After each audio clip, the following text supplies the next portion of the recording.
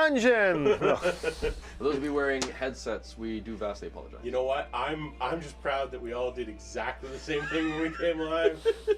Well-oiled machine. Yep. I gotta actually go to the chat here. Hold on. Welcome to the Imaria lore discussion. Once again, Tome Keeper Devin, we have Lore Weaver Tommy, and the Tech Goblin Adrian. Hello. Hello. We're here to talk about the world of Imaria. Wait, what's that? Someplace. It's some backwater it's a planet. backwater planet on the very far away from the rest, Athos. And Don't worry, guys. I got the monetization. It's I researched it. I'm like, if you don't turn the monetization on, right? Because we did the BattleTech thing. If you don't turn it on, you don't get it. Yeah. Until if you turn it on afterwards, you get it on the VODs. And I'm like, well, how are we supposed to make her 5 cents? I gotta pay for my coffee, Right. That's right. Hello, Annie GFT. These poor people have to watch ads anyway. At least let them know that some of that's going to us. Yeah. That's These the thing. chumps that don't have YouTube Premium. We got some new Patreon people. Did you see that? I did not. That's We got exciting. 2 new Patreon Big backers. new Patreon. If you like the NPC Chitterswell and Ties That Bind, you'll be happy to find that in about an hour and a half, you too can have Chitterswell in your party. Wait, what if I hate Chitterswell? Then you have a stat block, you can kill him. Nice. That's right. Yeah. Wow. Good. Now Good we're call. talking. You have a stat block that you can kill him. Annie G's on here. Yeah. Annie And G. Richard Durr. Annie G. Good old How ye be. Richter. And Richter's See you, here. bud. Yeah, so we are. Devin told me that today we are exclusively talking about what happens when you reanimate a weave breaker using magic. That is the only thing we're talking about. That's right. Tell us about that. The Necrovite? No, we're wrapping up some religions and stuff. And Yeah, we're well, so gonna get last week into- we talked about religions insofar as kind of what they are in We terms of covered them. Imaria. Yeah. Yeah, we did. Yeah. It's a fairly minor section in the book because realistically, like, they're ideals. They're not. Well, so full-on strictly religions, speaking, but- religions don't necessarily have to be theism. Exactly. Right? Like, Yeah. it is still, Like Taoism and Yeah. Buddhism and such are generally considered religions. The isms. So we do have the Imarian calendar. Yes. Now the calendar is a little interesting simply because Imaria is like a planned out planet. Like it is something that was made is with artificial. it was made with intent. Yes. It has a full key alignment that forms a perfect 12-month year with 28 days in each month. Every month's February. Perfect. Metric time, baby. Except not quite, but As close as you can get. yeah. Side note is the Eltharian Empire tried to do away with that, Oh. create their own date-keeping Every calendar. world needs somebody to be like, hey, you know what? This calendar sucks. Let's make a new one. Thank you, Welser, for subscribing on Prime. Appreciate that. Oh, hey, thank you. Amazing. I don't know. Welcome. Hello. Welcome. Sorry, how do you pronounce that? Welser? Yeah, we'll go Welser. Welser, or Welser. W3 Sir. Yeah. Just kidding. I'm the loser of this channel, so you can make fun of me. Is the sound level on the quiet side? Oh, possibly. I mean, it's not impossible. It's Richter, though. Is your hearing good? So, when you say sound, are you talking about music or us? Hello, Uberman6969. By the way, Welser, we are both on Twitch and on YouTube. So if we end up chatting, we'll do our best. If one platform asks the question, we will try to repeat the question so that the other platform can hear the question. If you happen to have both accounts, you can do what Racer does. Put both on, right. and you can hear us and echo. And if you stereo. have a spare TV in the room, just queue up the playlist and just let it run. Listen, we all know you've got like 6 or 7 things. You got phones, tablets, TVs. Get them all going. Get them all going. Let's Get it all here. Richter, let me know in regards to the audio. Right now, we actually have no music playing because apparently playlists got screwed up. I'm gonna switch this back to the exploring playlist because it's the only one that seems to be working right now. Okay, I'll keep that in mind. If we are quiet, let me know because the audio levels on my end look okay. Okay. Okay. But yes, the Eltharians tried to do their own kind of their own option for the calendar, but realistically, like, there really wasn't a simpler way to do it. They just didn't want to be associated with the old Primordian calendar. They wanted their own Iltharian records. They considered the founding of the Empire to be like year 0. Right? And so they counted their calendar from the founding of the Empire onward versus all the other stuff. Your empire. Every month needed 36 days. Of course. Yeah. Oh my God. Except Jumanji. Well, this And is if every why- month had 36 days, I'd be so happy when it comes to why, mortgage time. This is why we have things like Extra 6 days makes a big difference. Which has Oct, meaning 8, as the 10th month. Yes. Because there, somewhere along the line, some emperor thought it would be great if he named a month after himself and just slid it right in there. Augustus. I was going to say, I July. think one of those might have been July and one of them Yeah. might have been August. Yeah. Just at a guess. Just, Tough guys. Yeah, possibly. I actually don't know Because that then you've for a got fact, but I'm October guessing. for 8, and you got December, Yeah. Des for 10, which is in the 12. Like, it's, it's Yeah. absolutely messed up. We But nailed it. that's kind of the way it goes. And then Sounds like my mic is low. Well, it is lower than theirs. there's no way. Well, so it actually is. I usually keep myself much lower than you guys. Yeah, you have to bring mine up because I have a weird voice that doesn't seem to capture Yeah. unless I begin to accent my There are voice. only 2 people who we never have to touch the mic for, me and Ed Greenwood. Yes, it's true. Yeah, you have an octave on your voice that seems to come out well. Yeah, it's kind of weird. I have to like character voice to get my voice to be caught without any micy issues. Are you listening? He's gonna, I'm gonna he's give it a gonna- listen. Here you go. Give it a list. I'll be the judge of the audio. In the interim, there's some Ferrero Rochers here. I'm gonna grab a thing. Keep going. Yeah, we're going. We're going. So, talking about the Imarian calendar, there are 12 months, and each of the months sort of have a theme to them, which doesn't have any specific gameplay mechanics that we've integrated, but we've suggested how you might have them have gameplay mechanics should you desire to do something like that. Right. A lot of the games that I run, like, I'm not really interested in keeping track of what day and what month things are outside of, like, what season is it. You monster. Yeah, it's just, I mean, I know people who, like, have a whiteboard in their D&D room with, like, a calendar, and they'll put, like, specific dates for different events, and they'll, like, actually track it as they go. And I'm like, that's really cool. Yeah, those people But take you, it seriously. but you like that stuff. I do like that stuff. Like when you read that in these worlds that you're in, like Yeah. Forgotten Realms and shit like that. If it's like on the 14th day of the Do you know how happy I 94th was year to see? past Netherese, I was so you're happy to like, see the Dale Reckoning calendar at the back of the 5th edition Forgotten Realms book. I was so happy to see that. I do like that stuff. It's kind of like I like the theory and the concept of tracking my arrows as I use them in game. In practice, I find it obnoxious. Right, of course. I like the idea of it, but I don't actually like doing it. What happened? Oh, I'm just. Your mic is also facing away from you, so Yeah, that it helps. is now. It's actually. I'm fixing you right now. Me? Something got messed up, and we're On just me? gonna do that. And now. You were much louder than the rest of us, and now I think That's the way it is. I think we're gonna be in a better state now. But you guys keep going. All right. I'm working on stuff. So Let me cook. the first month is Jaku Iyo. Oh my god, I remember making all these. Yeah. It's Jaku Ire. Jaku Ire. Well, you might have to correct me on some Ire, of these. ear, I-R-E, right? IRE. The month of the ice moon and the beginning of the Imarian seasonal structure. So there is a lot of Estonian, Livonian descent language in these months, which makes sense. Because then we have the Ayaku Ire, Yep. which is the month of the, Annika or Annie G, if you're listening, you'll probably understand the derivatives of some of these. which is the month of the temporal moon. The moons are closest to the veil, empowering the Zayanku and lunar hordes with heightened emotions. So again, not specifically gameplay related, but you could definitely incorporate some things there if you wanted. Joku Ire, which is the month of the force moon. Mana Yoku begins to recycle.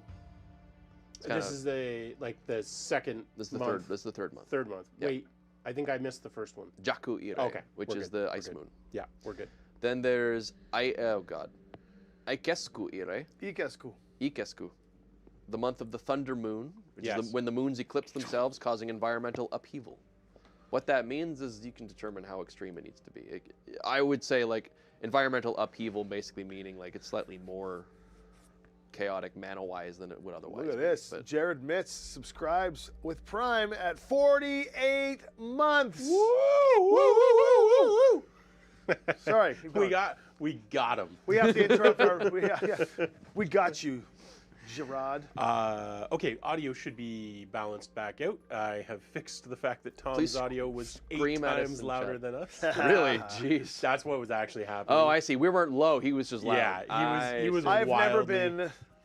So everybody's like adjusting their dials. I added noise gates to all of the mics to cut down on the background So I hum. should have eaten this thing while I was like. That's right. Oh, that would have been bad. And so his was triggering the limiter, which meant ours was being suppressed. Oh. So I believe we're pretty balanced now. Okay. Let us know how it sounds to you all on the intertubes.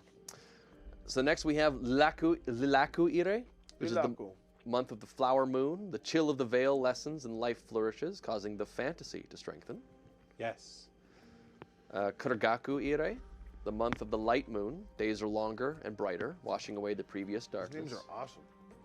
Veku Ire, the month of the water moon, where cosmic mana radiates with more power, filling those who manipulate it with broadened insight. Kahuku Ire, the month of the fire moon. The heat of the ley lines intensifies, bringing warmer climate. Tuleku Ire, the month of the wind moon, where convergence mana radiates with more power, filling those who manipulate it with vigor. Varudku Ire, the month of the shadow moon, where the veil is agitated, causing the nightmare to strengthen.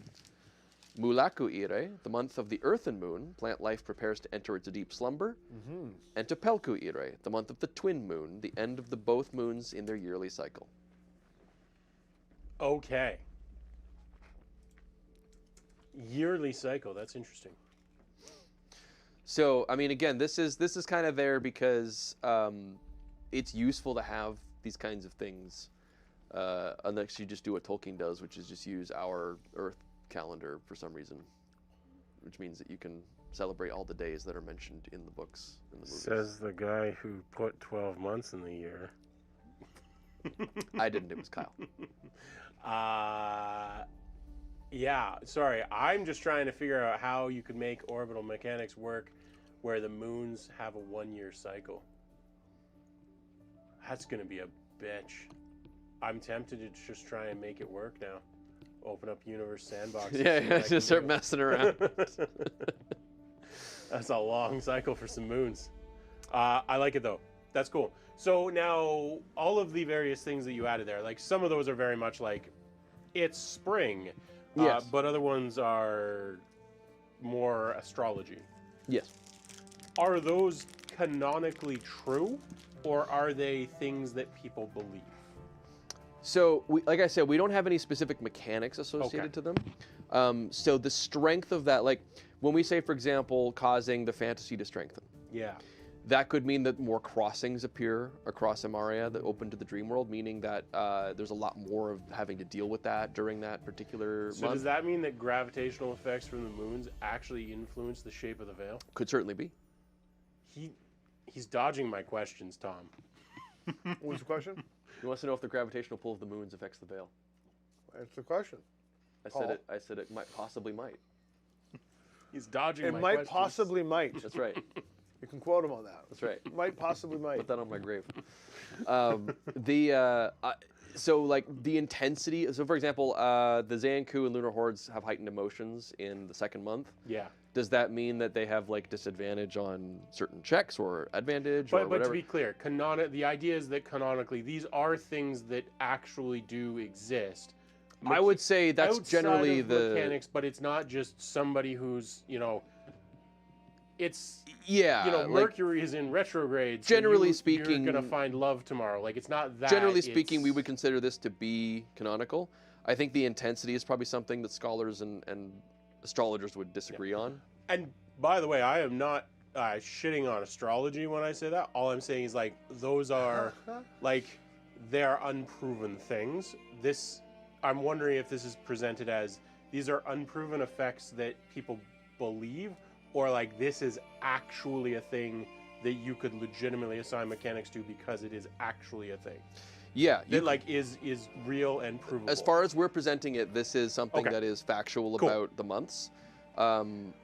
I usually take a fairly like low influence Sure. approach when I Fair do it. enough. It's like Fair enough. they're there, but they're minor enough that they don't really influence everyday life. Sure. But if you wanted to, you could have this be like everybody, patiently is sitting there like, oh man, next month, immediately next month, the temperature skyrockets. Like as soon as we wake up tomorrow, it's going to go up like 30 degrees. The super volcano goes off. You know, you could have a lot of the idea behind that is like the way mana surges through and like the influence of the veil and everything. This is kind of what I was the asking. world like, is a lot there of is like mechanism by yeah, which like this the is environment's all kind of messed up and floopy. So like it'd be easy enough to say like if you want Imaria to be a world where every month is like drastically different because of the way the mana flows, the ley lines and the veil influences it. It can work that way. Yeah, okay. We don't take that approach simply because consistency in a universe is quite useful for telling stories cohesively over a period You're of time. basically but- taking the stance of this is a thing that happens. We leave the mechanics up to you. Right. Yeah, we had the That's discussion about actually putting in mechanics, but then we thought it's like it might be better to just leave it up to the GM because then you're not having to sit there. In my figure mind, stuff. the veil is mostly driven by time dilation, so the gravitational effects of the moons actually affect the time dilation field of the. That would make sense, yeah. the weave. That's my. Yeah. I think that's a cool way to do it. Yeah. I know. I'm pretty great. If I record an audio reading of an Amarian adventure, So we were You actually know. joking. Well, I was. I'd be half- down to do an I was audio book for half joking an Imaria book. that we should do dramatic readings of various like favorite scenes as shorts.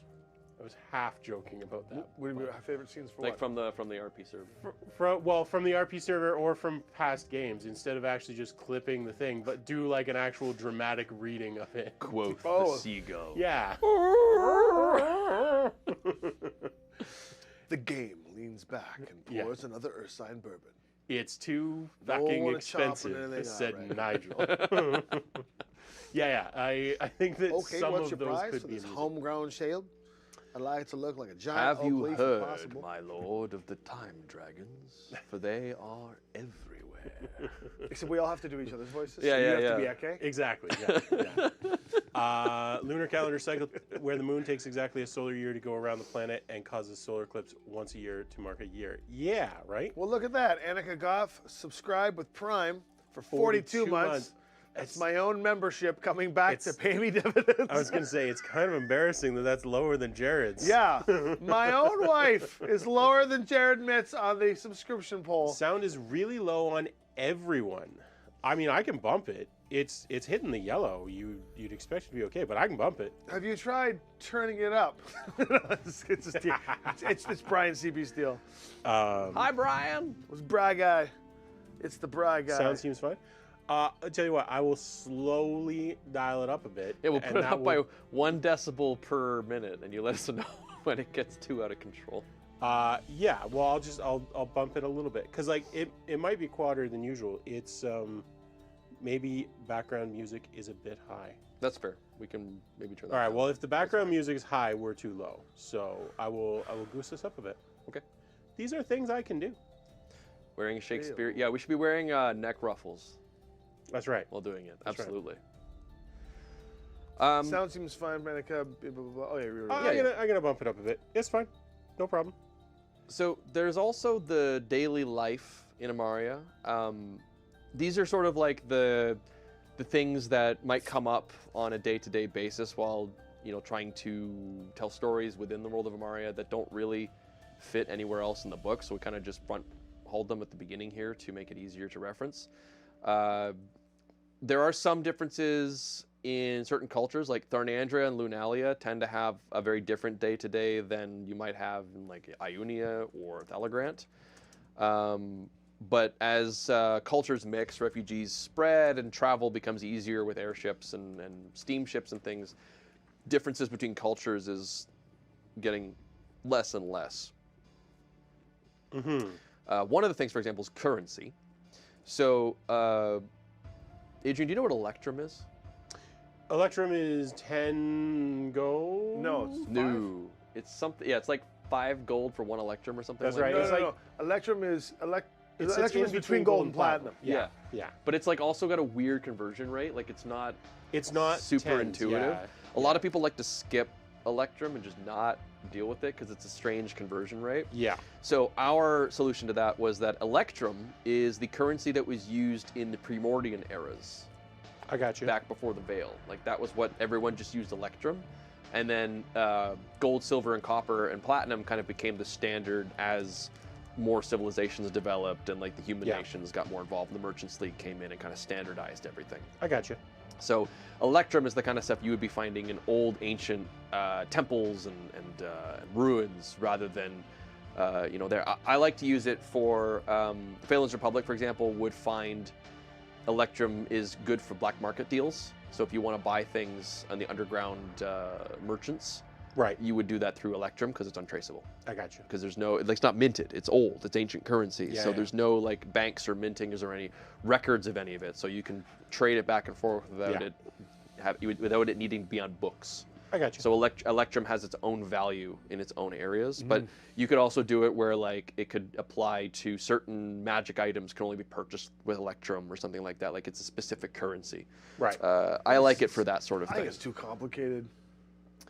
You can also just not use it. I think platinum is too complicated. I think it should just be the copper, silver. Realistically, gold, the call it a reason day. these exist is for it's a grandfathered in from the days where you had to worry about carrying all your money. Yeah, yeah. So it's like Tensor's floating disk. It's like if you have to carry around 10,000 gold. It's like the beginning of the Millennium Empire. It's like, oh, too lazy to transport the gold. It's like, nah. Well, the weight of 10,000 gold is a lot less than the weight of 1,000 platinum. It's just pure logistic, kind of at that point. I think we could go to gems at that point. Electrum Most is likely, a 50-cent piece of the $1 coin. Correct. That is what I was trying to remember was the Yes. and also it is extremely resistant to tarnishing and saltwater damage, making it a perfect coin for undersea commerce. Tales of a Professional Nerd. That's interesting. I actually didn't know that. You know I mean, what? for the I redact all the For bullshit the I record, just said. so is gold, but No, I think Tommy's got the point. It's like this is why like assets would be a Yeah. thing. You'd get like gems, like the player's handbook has like a gem worth 1,000 gold. You would just convert 1,000 gold into a gem, Yeah. and you just store it. You just carry that. for sure. There's that old wives' tale about how sailors used to carry like gold earrings and stuff, which was supposed to be enough to pay for their funeral if they died. It's hogwash, but like that was kind of the idea, is that you would wear jewelry in order to have some kind of personal bank. For sure. It's kind of what it was meant to be, instead of actually going to a bank. Because when you're a sailor and you're all over the place, you can't really. There wasn't really a way to they do didn't have that. a bank system set Yeah. up now. Then, So that's kind of Electrum. well, they did, but Tharnandria still would technically use Electrum because they're still using Primordian era culture. So like in theory, they don't care about the Merchants League. So like everything they do in Tharnandria is still based on Electrum. If you want to go hardcore lore. Right. Also, there's nothing wrong with just using gold. So we talked about this in like whenever we do things like the Evil Dead 2 and the Thundercats book. It's like just use gold and silver, man. It's just way easier than trying to do any kind of conversion stuff. Sure. For sure. Nations of Imaria mint their own coins now. So there's regional differences. So you'll see like, the gold coins minted in Trifalcon will have like Mark Hoot's face on them, whereas the ones minted in Draith will have William Butterscotch III's face on them. It's all still legal tender. It's all still legal tender, but it's like you'll know where it came from and things like that. I also, of course, the Merchants League does have ridges along the edges of their gold coins so that you can't coin skim them. Ah, yes. They would. Whether other nations do or don't, though, I leave that up to GM Fiat because Right. that can be a fun Right. little thing that you can do. But the Merchants League is smart enough to avoid Yeah, that problem. they seem like the kinds who would do that. For those who don't know, what they would do is when coins if you don't have the edges on your coins, they would take what's called coin clippers, which are little things they would shave off the edges of your coins to make them slightly smaller, and then they would melt down all those shavings and then mint new coins with them, so Yeah. you'd end up making yourself more money. You put the ridges on the edges so you can't do that. That's Yeah. why all of our modern currency has that. Well, it's sort of grandfathered in at this point. Yeah, but I mean, at that's- this point, it actually has nothing yeah, to do but with that's that 'cause it's all generally worthless, but- why you would have ridges Yeah. at the edges of your coins. Yeah. Now, the Eltharian Empire, when they took over, they got rid of currency. They utilized papers that allowed for allotments of resources. So, like, as a citizen, you were allowed to have X food per day, X, wood per day, whatever. And so, when you would go and you'd get that marked off on your papers. You'd be given whatever your Right. allotted resource was, and you would like it. Right. You didn't get a choice. Yeah. And of course, if you were a higher stationed imperial member, you would have more. If you were a lower sanctioned citizen, you would have less. And who got to determine that? Well, the Eltharians did, really. So Obviously, the people in like charge. the people in charge. Surely. Have you not seen politics? We'll get into it when we talk about the Eltharians. Their whole concept was we're a meritocracy. No, they weren't. No. But they, so the idea was like coins were still a thing in Eltharian controls areas, but not within the structure of the civilization. It was like they had to trade with the Merchants League still, and the Merchants League didn't accept papers. Right. So they would still need to use coins for foreign trade. Yeah. But within the nation of Eltharia and Empire, it was the coins had no actual value. You couldn't do anything with them. Yeah. So even if you had gold or jewels, it didn't mean anything. They didn't care about gold at all. Gold couldn't buy you anything if you were a Right. citizen. You had to buy things from outside the empire. Oh, okay. So if you had gold and gems, you were likely going to be killed and it was going to be taken and given to the empire. Right. Okay. Or you would be expected to give your Forfeit wealth it. to the Forfeit empire, it, right? yeah. Okay. Unless you were someone of import, in which case you might be a merchant or something, and you have that. You say, "Well, I only have this to trade with the Merchants League." This is not Right. because you can't really. You could buy things from other. Sure, you do. You know, you could buy things from other countries, but you wouldn't be able to go down to the shop and buy extra food with gold because what are they supposed to do with that? I understand. Fair enough. Fair enough. Okay. Now, cool. New Eltharia is kind of sort of starting to move away from that in an effort to improve their public reception and their general way of life. Like they are kind of like, maybe we can kind of do some coins, but there's still some semblance of papers being used there in certain situations. They're sort of moving away from it. It is also worth mentioning that some people in Phelan's Republic are trying to make the move for paper currency. Insane concept. Well, so to be honest, yes, paper currency is insane. But that's a whole discussion that we don't need to get into here. They're like, what do you mean that instead of bringing you a giant bag of coins, you can just write it down on a piece of paper and it's got legal... That's how the Templars did it. Yeah, exactly. That's the idea. They created the check system because what was happening was that gold and jewels were being transported from one castle to the next in the Holy Land and constantly getting raided by the opposing force. Templars were the first bank. So they said, well, here's what we're going to do. We know that we've got, we'll just say for the sake of argument, 300 pieces of X gold weight in the kingdom's supply. So we're just going to send a messenger with a note that says that this castle is containing 300 of your own gold. Note. A bank note. So incidentally, this is exactly how Fort Knox works. Fort Knox. Fort Knox, there are most of the gold in Fort Knox, assuming it's there.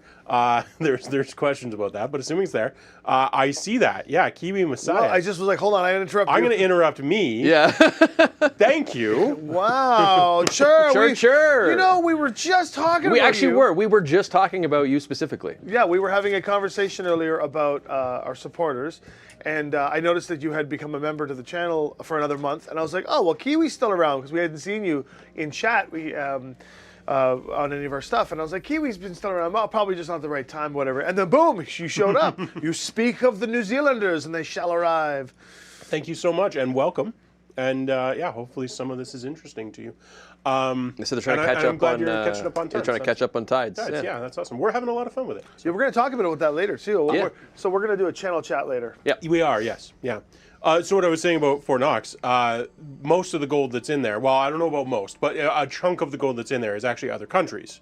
And so when, let's say, Britain wants to do a deal with, I don't know, let's say Zimbabwe. It doesn't really matter. Any country. New Zealand. If they both have New Zealand. gold, New Zealand. If they both have gold in Fort Knox, one of the ways that they will do it is the people at Fort Knox will just take some gold from Britain's vault and move it to New Zealand's vault, and that's it.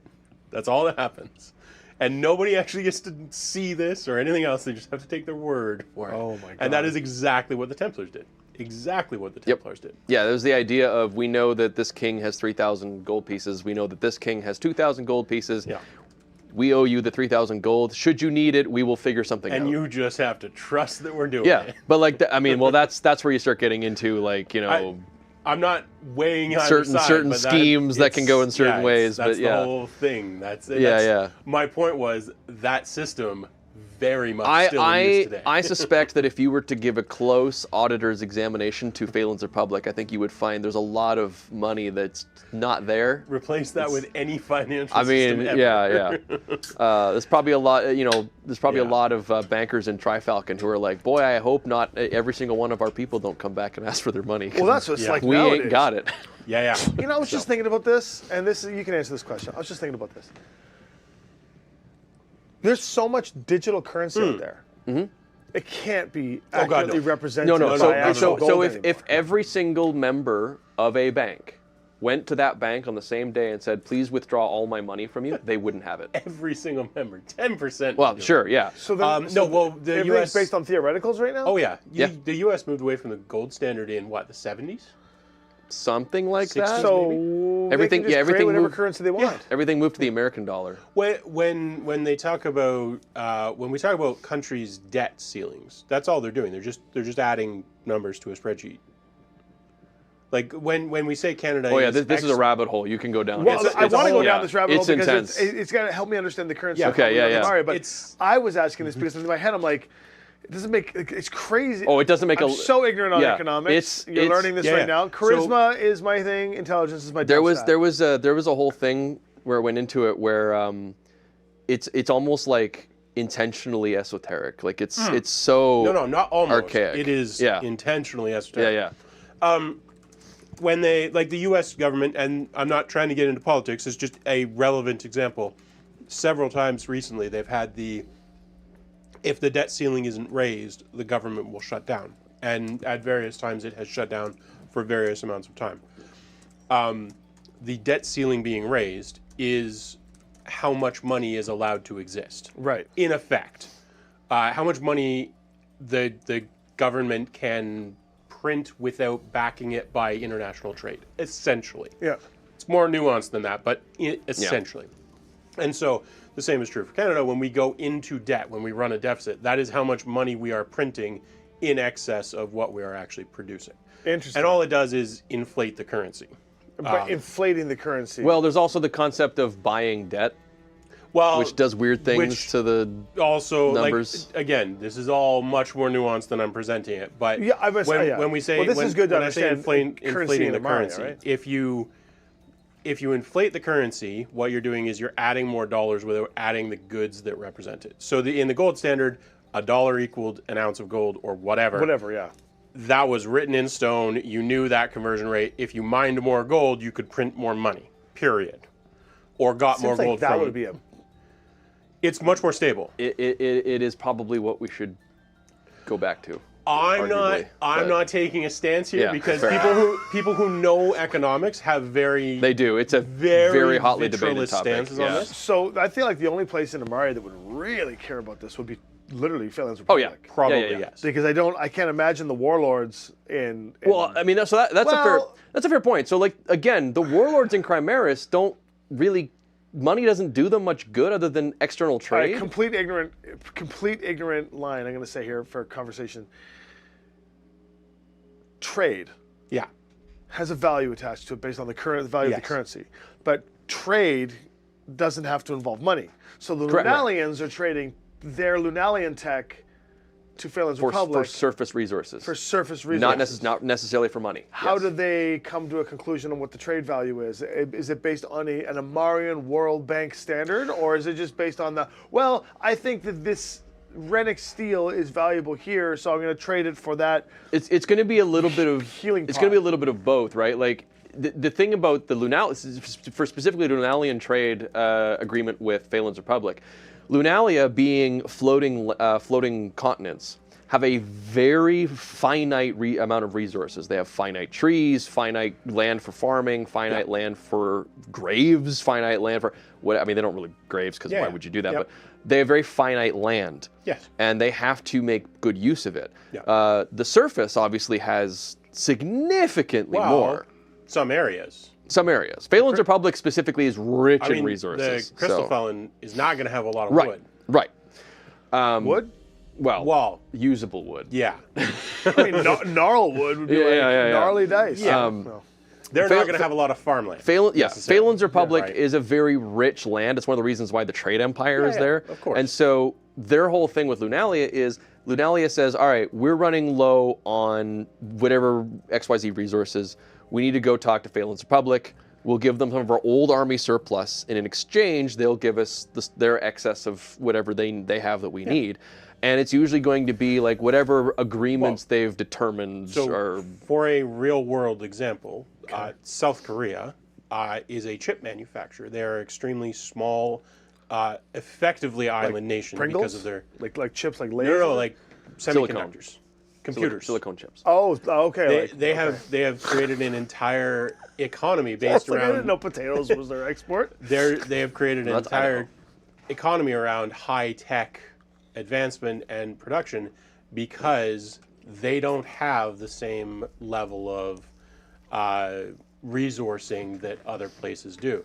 So they would be a very like a real world example of Lunalia, where it's like we don't have the ability to maybe even support our own population by farming, but we can make cool shit. We can make stuff that everyone else wants. Exactly. Yeah.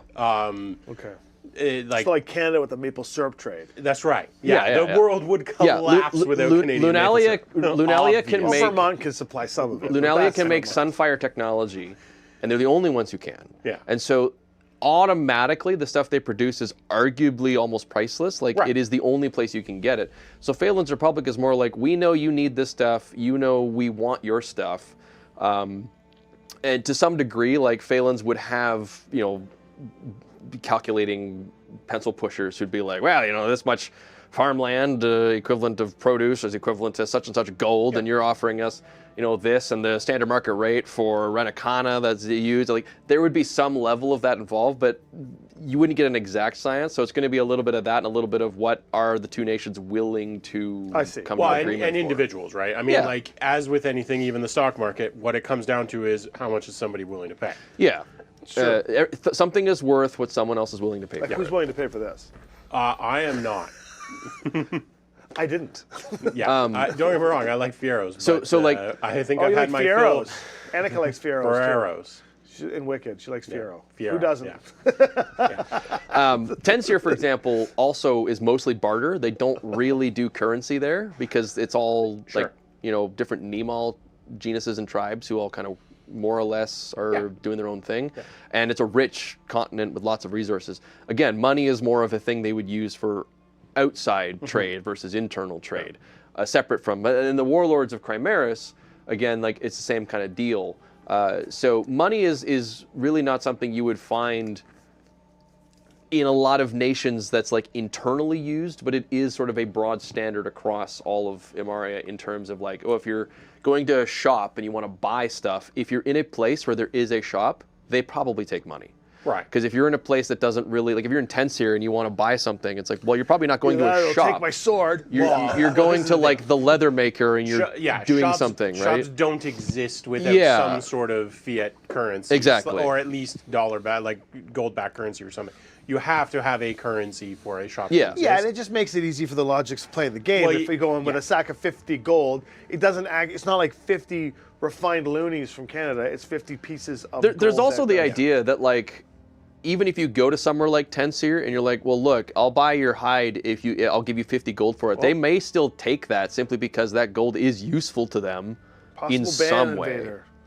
Yeah, the top viewers, yeah. Yeah, you can get. Yes, Jared, you are giving a good description of fractional reserve. How do you ban? I wasn't going to go that deep because most people glaze over when you get into that. Ban. Oh, another one. Wow, they're really hitting two us. back to back. Yeah. Wow. But yeah, fractional reserves and the actual amount of money that exists in an economy versus what's sort of claimed is. It's a rabbit hole that if you want to lose faith in all economics, please go down that rabbit hole. John Stewart did a particularly interesting one. If you want to go follow that through, he has a lot of revelations in there. It's demoralizing, but it's worth knowing. My favorite bit about that is when he. Hey, ampersand D20. Ampersand, Hey! welcome. I And- saw. and company.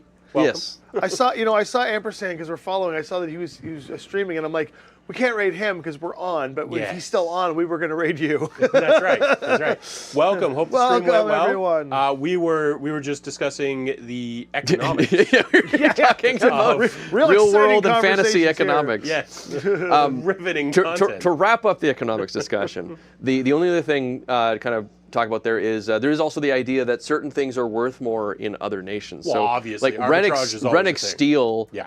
has far less a value to it in Chimeras Yeah. than it would in like Phelan's Republic. Of course. You know, a merchant lord in Phelan's Republic will probably pay 2 to 3 times more for a Rennick sword than a Weavebreaker salesman would over in Ordale. Of course. Like, he's like, Of course. he's like, we make these things. Like, what are you talking about? Welcome to arbitrage. Right. I mean, this is always true. Same with the Lunalian stuff. Like, if you were to get your hands on a Sunfire pistol, which would be illegal, you could sell that thing for a ridiculous amount of money I don't have a Yes. Sunfire. to the right person. No, you have components of one. Depending on where you are. Now, if you went to Lunalia and tried to sell that, you'd be shot. Of course. But if you went to like, you know, Wow. If you tried to sell it to the wrong person. right. Oh yeah, there's definitely people in Lunalia who would buy that from you. Yeah. But For those of you on YouTube watching on Twitch, we got raided. So Yes. a raid on Twitch is another group who are doing a Twitch stream decided to go check another channel out and then bring their viewership over to end their stream.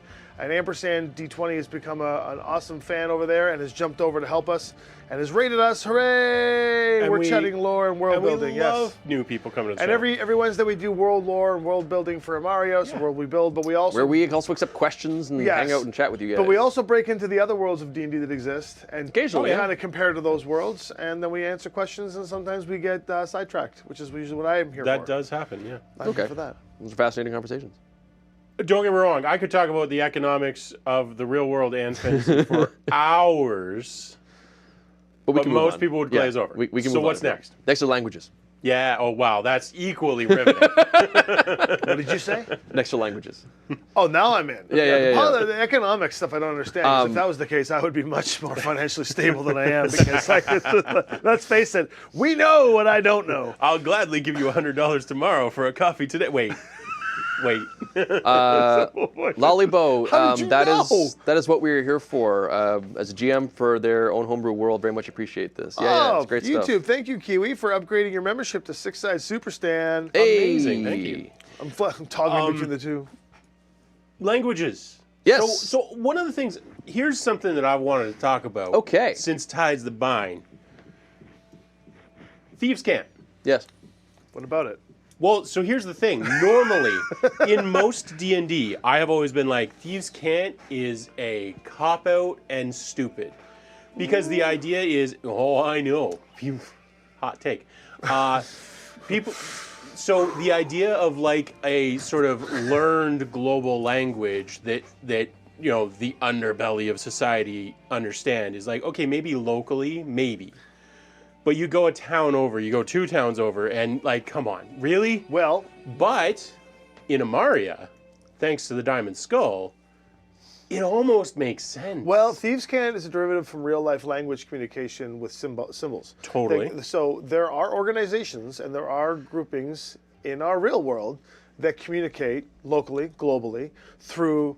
I mean, usually you'll find this in like organized crime or gangs. But like they don't match between the two, right? Like 2 organizations don't have the same. No, version. there's no generalized... Arguably, well, there is. there's but- arguably some. reasons why they wouldn't want to do that. Okay, actually, you know Right, what? yeah. Here's an example of real-world Thieves' Cant that works, that we see on a regular basis. Football and baseball plays. So in real-life sports, I know we're going from D&D to sports ball, guys, but when you watch baseball, they don't really do it as much anymore because now technology has gotten so to the point where they're literally like just talking to each other through headsets and shit. Sure. But before that, like if you go back like 10 years or even not that long ago, watching baseball when you would have the classic like doing all this shit, what they're doing is they're actually communicating what they want to do. But each team has their own language in that case because they don't want the other team to be able to understand it, right? That's right. Well, they're doing it so the other team doesn't understand it, but that team understands. Totally. It. But what that you're was saying- always my problem with So what you're Thieves' saying is Cant, that right? every rogue in D&D Has can their own- understand Thieves Can't, and that every like- rogue can understand Thieves Can't, and that it's a generalized language. Yeah, it's okay. like- So that's just sign language. Now, whether that's American-based sign language well. or if that's like European-based sign language, Well, in some capacity, but let's say it's sign language, but not sign language for the hearing impaired. It's sign language for the klepto impaired, right? For the thieves. That Sure. is a generalized thing that if you were part of the rogue culture, you need to learn the basics of rogue language to communicate with other rogues. yeah, and don't get me wrong, I am sure, like, so Uberman said it's hobo language, and to some degree, I think that does track. Like, there are elements of that language that are explicitly, here's how to avoid problems and things like that. I think if In that regard, I get it. Like, hey, the cops here will cut off your hands if you steal. That's something I would expect to see in Thieves' Cant. I think your issue is more that, like, just because you're a rogue probably doesn't mean you should automatically know it. Like, it really seems like it's more of a thing you should pick up from your background rather than like your class specifically. Partly that, and partly like in D&D campaigns to a large extent. And don't get me wrong, from like a gameplay perspective, I'm not arguing against it existing or anything. Right.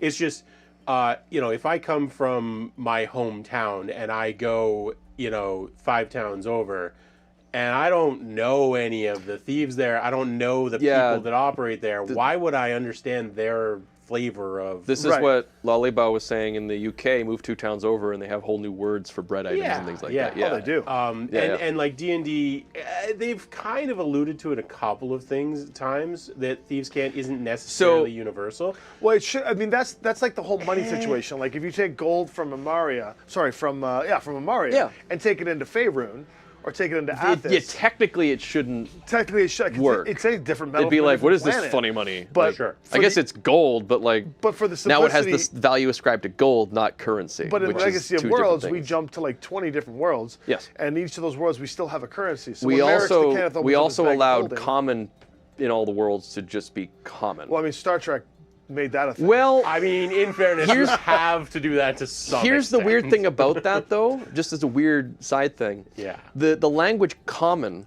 up until very recently, it was understood that each world had its own version of what was considered common. I agree. To the point where Adventurers League adventures that had Caraptus from White Plume Mountain in Greyhawk, he transitioned over to Faerun, he plane shifted over to a different world, and it actually had a whole bits where like he spoke with a heavy accent and he didn't understand all the words in Faerunian Common because he only knew Greyhawk Common, and it was like this whole plot point. What's cool about But in the Planescape book, they retconned all that by saying that the common language, no one knows why all the worlds seem to speak all the same language in common, but they believe it has something to do with the origination that all humans came from Sigil.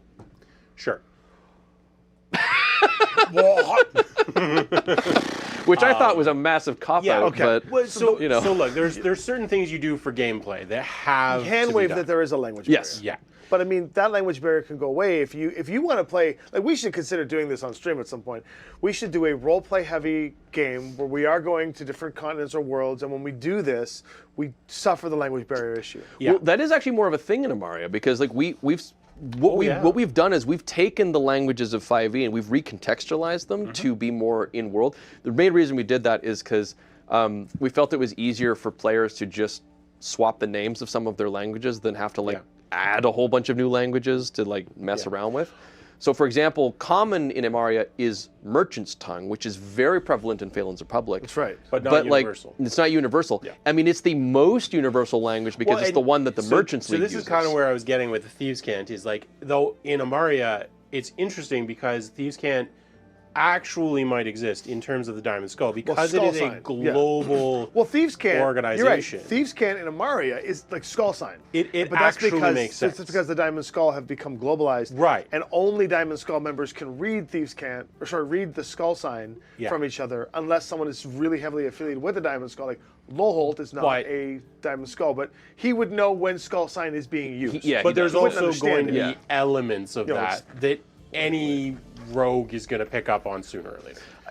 Even if it's as simple as like, I see that everywhere, I understand. Which is like, something we've touched on in Tides, where like you don't necessarily understand the specific Diamond Skull vernacular, but you can tell when I they're notice like they're it doing some stuff. You're Yeah, like, yeah. there's something going on. Lollybo made there. a good point about thinking French versus Quebecois. That's right. Yeah. Because Quebecois for us is a very different French. Yes. And Oh, yeah. also, actually, that's I probably do for any language that comes from a mother country that then grows second, third generation. Like for example, I'm Italian Canadian.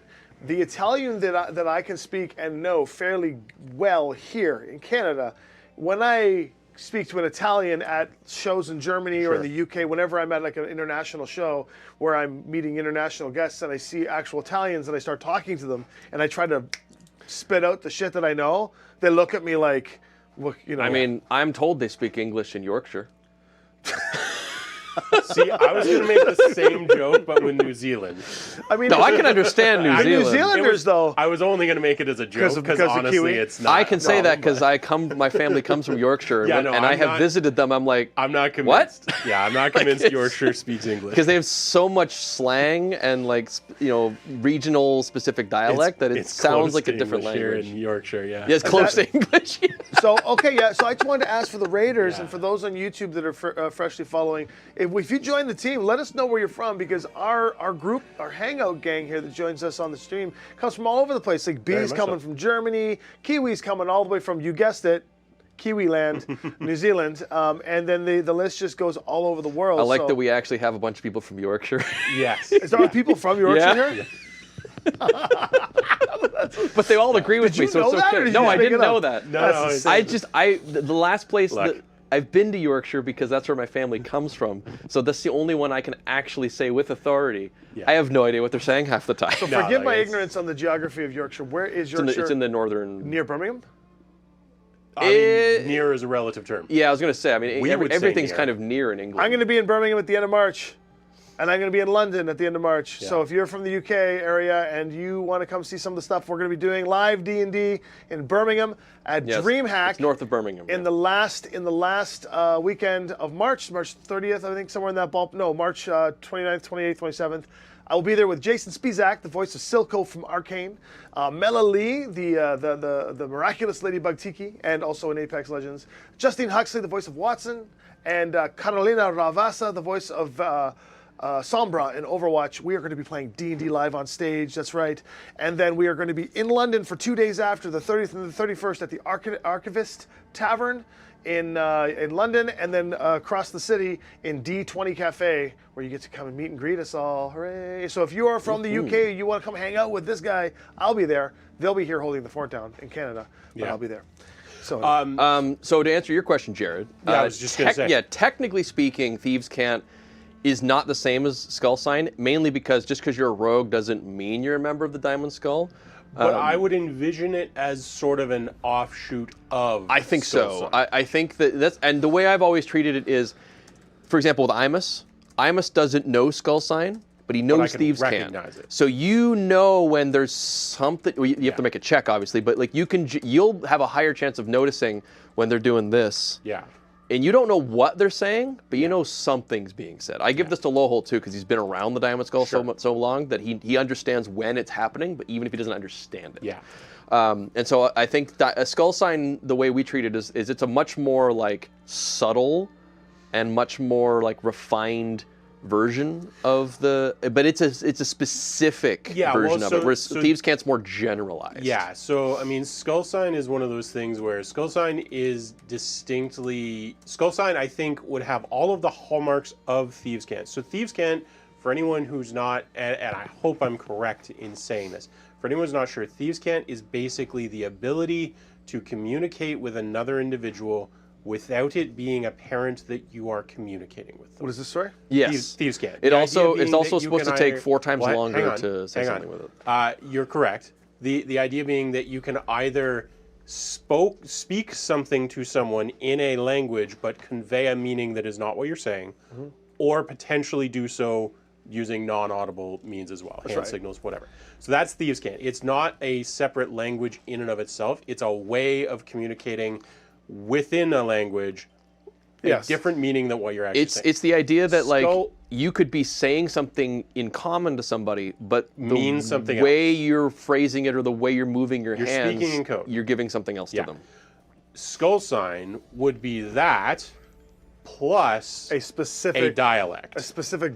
Yeah. of Thieves' Cant. Yes. Yes. That is even more subverted to Thieves' Cant, that the Right. rogues and or members of Skull would then be able to communicate even beyond other roguish Exactly. So a great way to put it is all Diamond Skull know Thieves' Cant, Yes. simply because they would. Yes. But not all rogues know Skull Sign. Correct. Yeah. Like, and they'll be able to recognize that somebody is speaking in Skull Sign If or they otherwise. roll a decent perception, Well, and insight, and I would things say like that, yeah. arguably They have a higher will be able chance. to notice that right. it's happening. Now Wisconsin's in the mix. Hello, William. Thanks for joining Whether us. they can glean any information Yeah, about whether what's they know being what it conveyed, is, yeah. separate question. Since we're talking about languages, Yes. do you know Esperanto? I'm aware that it exists. Esperanza? Yeah, okay. Yeah. Esperanza, she's the daughter of Diego de la Vega, Zorro. There you go. Yeah, I know her quite well. Diego de la Vega, yeah. Diego de la Vega. Are you Zorro guy? Square versus rectangle. Zorro Exactly, is like Jared. one of my number one fandoms. Really? Yes. I did not know that. Yeah, Zorro. I'm super into Zorro. Fuck, dude. Zorro and I are like Nerds. beyond how hot Antonio Banderas and Esperanza were. I mean, like, Yeah, that's fair. I mean, I wouldn't kick either of them out, but I mean, but the movie was good. But I mean, beyond that, I've watched all the old Zorro's. Oh, like, yeah, the nice. whole thing. The well, Commandante Zorro was and- back in the early days of my board gaming design when Albion's Legacy first came out. If you noticed, there was a bunch of different legacies. The Musketeers were there. One of the last one was going to be California's Legacy, and it was going to be Zorro. Oh, snap. I was going to do it. I'd be yeah. into that. Yeah, yeah. Never did it, but I mean, I do want to make a Zorro. But game. Esperanto Yes. is, I'm going to put some quotes here. Okay. The world's most widely spoken constructed international auxiliary language. Yes. Wouldn't it be binary? Well, this is why I put the this is why I put the quotations. The reason talking so Shadowrun. basically Esperanto is a The difference language. is spoken. Oh, sure. Esperanto is a language created by a guy called L.L. Zamenhof in 1887, and it was intended to be a universal language. Yeah. That is the easiest language to learn. This is all what it claims to be. The Yep. easiest language to learn, with exception-free grammar, very regular, and a vocabulary derived from European languages.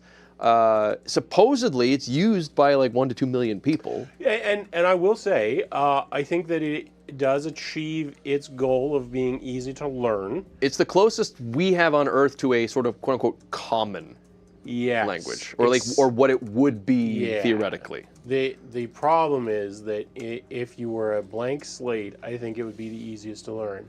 But because nobody is a blank slate, it's actually Yeah, well, it's like the not idea at that all. English is actually one of the hardest languages to learn unless you Yeah. grew up with and then it. it's fine. Yeah. Yeah. There. What's the I problem? mean, English isn't English isn't a language. It's 3 languages in a trench coat. I love roasted walnuts. I hid the smuggled gems in the plant pot at the window. There you go. Right. Thieves' Cant right there, said Right, yeah. Gerbil No, Crab. that is absolutely sort of. Oh, God. Darian Coldstone. can, Darian can. Sewerkirk and Darian Coldstone.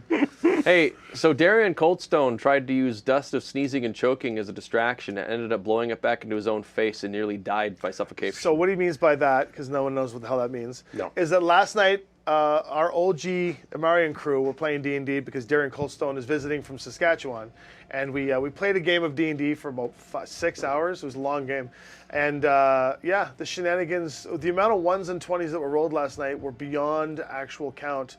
But yeah, Darian Coldstone there. Michael Newell there is Darian. He's responsible for a lot of Thieves' Cant. You know and, what? the Sewerkirk is responsible for the Dwiskin, if you're familiar with any of those. This is related to what you said, not to languages. You know what? Probably one of the most dickish, like, 1-to-1 combat thing I've ever heard of is. Everything Eke does? No. I mean in reality. Oh. I don't know who this is truly attributed to. I've heard it attributed to ninjas and a whole bunch of other things in history, but not pocket sand, but pocket glass. Oh God, yes. Powdered glass. Supposedly ninjas had little This is- little I- eggs I don't that know you who's would truly but like it is a thing That that would was suck, dude. used in history. Yeah, And you it's just literally grind like, up glass into dust and throw it in people's eyes. throw it in people's eyes. They're done. The fight's Yeah, you're over. blinded. Yeah.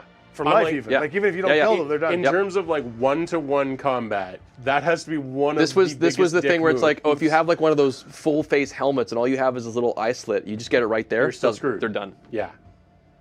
And when I read about this, I'm like, Dude, there's a reason the Geneva Convention exists. But no one follows the Geneva Convention. What the hell? Like, it exists, yeah, but you think anyone who's fighting right now is following the Just saying, there's a Geneva reason it Convention? exists. That's all I'm saying. But yeah, People are fucking dropping bombs in Canada, by the schools. way. Canada is the reason it exists. we are the reason it exists. Canadians are the reason it exists. So, I mean, yeah. Not to toot our own horn. War crimes? Shaw. Yeah, we know, Paul. We know. We just call it war. We know. So, yeah, for easier inclusion to your campaign, Imaria specifically just kind of converts a lot of the normal languages into our Imarian languages. The Yes. reasoning behind that is it's just the language of the most popular species or the most commonly found species of that continent that would have been settled by the Primordians. And it sort of just developed into. So if you wanted to, for example, Chimerish, which is the language spoken on Chimeris, which is derivative of Orc, Yes. if your character speaks and understands Orc, you can likely speak and understand Chimerish because it's a derivative of Orc. Got it. And if you know Chimerish, you likely might be able to understand Orc. But it's kind of how we were talking about the difference between like France and Quebec or like the Italian and Italian American, where it's like there's going to be some differences. Sure. In theory, it's the same language. Like we've just gone across that. But I sometimes like to, if you really want to, you could say Chimerish is a derivative of Orc, but it is its own language, and there is some separations. Right. The two exceptions we have to this is Nandric, which is the language we say from the early days of the Primordians pre-Veil. That's what everybody spoke, was Nandric, and you'll only find that in like Narnandria. Yeah. And Nemalian, which is the umbrella term for all of the languages spoken Tensir, and there would be individual languages for each of the specific genuses of Nemalians within there. So, Of like, course. Avens and Leporines have their look, own versions of Nemalian, you but for the can purposes of gameplay, always go more specific with Yes. languages, right? Always. We got a couple here. Kiwi, yeah, I mean, that's the loophole, right? If you're the first person to ever do it, it might not be illegal. It's not a war yet. crime until it's declared as a war crime. Well, arguably, it's not a crime at all until the well, first yeah, time so, I somebody mean, does yeah. it. Interesting question by Gerbil Crab. Yes, I was getting that. It was, ever find a way to implement languages into combat? I have an idea for modifying Xanthor's spell recognition action with language proficiency. I'll gotta tell you right now, you just blew my mind for a whole new series of subclasses. Oh my God. I mean, in very small ways, we have definitely done that before. Yeah. I mean, one of the things that we do keep each other somewhat honest on, and this is, again, a small way, is things like verbal components to spells. If you're not able to speak, when we were doing the rhyming town, it was like, can you cast that when you're rhyming? You can't. No, you can't cast spells. And if we you're had stuck that with the discussion. speech curse, you can't cast spells. Yeah, we had that discussion and decided, no, actually, I don't think so. Hush. Let me think. That's right. So we do. I mean, I don't think we've ever delved, at least on stream, too far into it. But it is something that comes up, and we do like to push the envelope on that sometimes, where it's like, maybe not combat, but we've definitely used languages in scenarios of subterfuge. Yeah, like 100%. I always take languages that are a little bit off the beaten path, and every once in a while, if another party, like, I don't know if he's watching yet. I want it to be a surprise, but the game speaks Nemalian. yes. So whenever they're chatting in front of us in Nemalian, the game understands what they're saying. Yeah. And I'm waiting for the right time to just hit them with it. When they're 100%. like, That's "Da, da, great, da, da, da," yeah. they look over and I'll be like, well, why would you do that? And they'll be like, what? I know people who've done that. It's great. So the game speaks Nemalian. Seyval and Nigel are constantly chittering on the ties that bind. The two anthropomorphic animals, the squirrel and the rabbit, are constantly chittering in their own Nemal, like their own animal speech. But my character, the flying elf, he understands Nemalian as the language that I've taken because of his international traveling of Tensire, but he just hasn't let anyone know because the game has a bunch of things like that. He just keeps it quiet. Yeah. But he just knows Nemalian, and every time they chat, thinking they're getting away from everyone else in their conversation, the game's like, oh, okay. So you're gonna go down to that place? Okay, I get it. So the Elder Dragons would probably speak Lunalan, and there's a reason for that, which I'll get into now.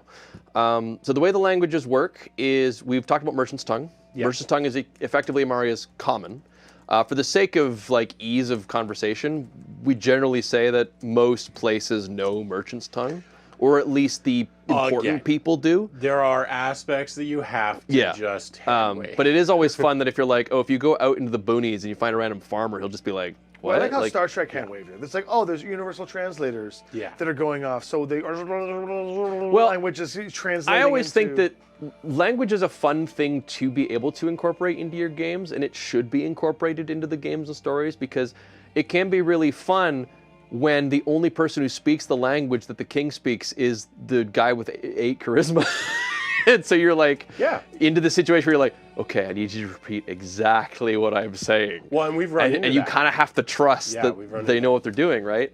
So like that kind of situation can be fun, and so having that, and I have played games of D&D where that has been the case, where we have one person who understands the language being spoken, and we really need that person to like be locked in on what's going on. We had that in Strengths. Lollyball, At least twice. Lollyball on Twitch was saying that in the campaign there are two players that speak the same language that other characters don't, and they switch accents when they. I've done that. It's great. That's brilliant. Yeah. I played an elf who thought that everything other than elves were less than ideal.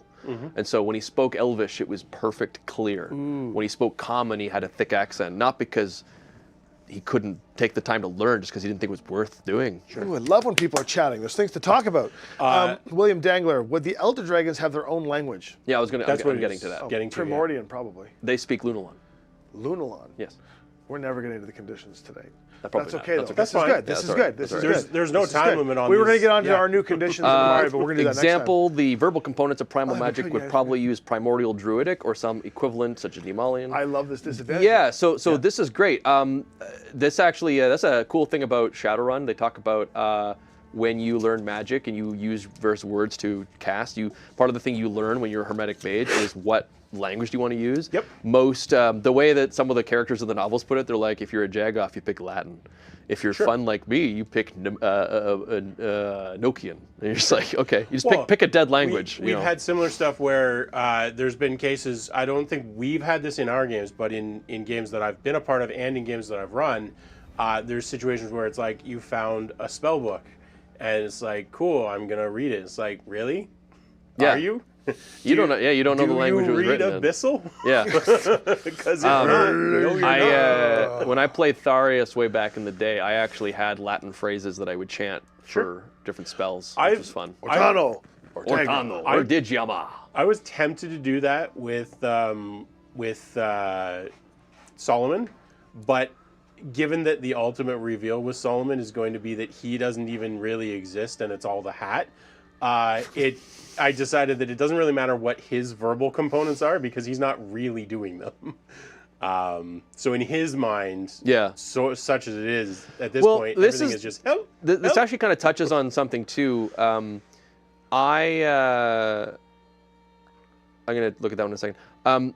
With kind of talking about Gerbil Crab's point on like primal magic using primordial druidic versus like perhaps so in 4th edition they coded that arcane magic uses draconic as its language. I think they didn't specify that in 5th edition, but I really liked that idea, so like I tend to assume the same idea.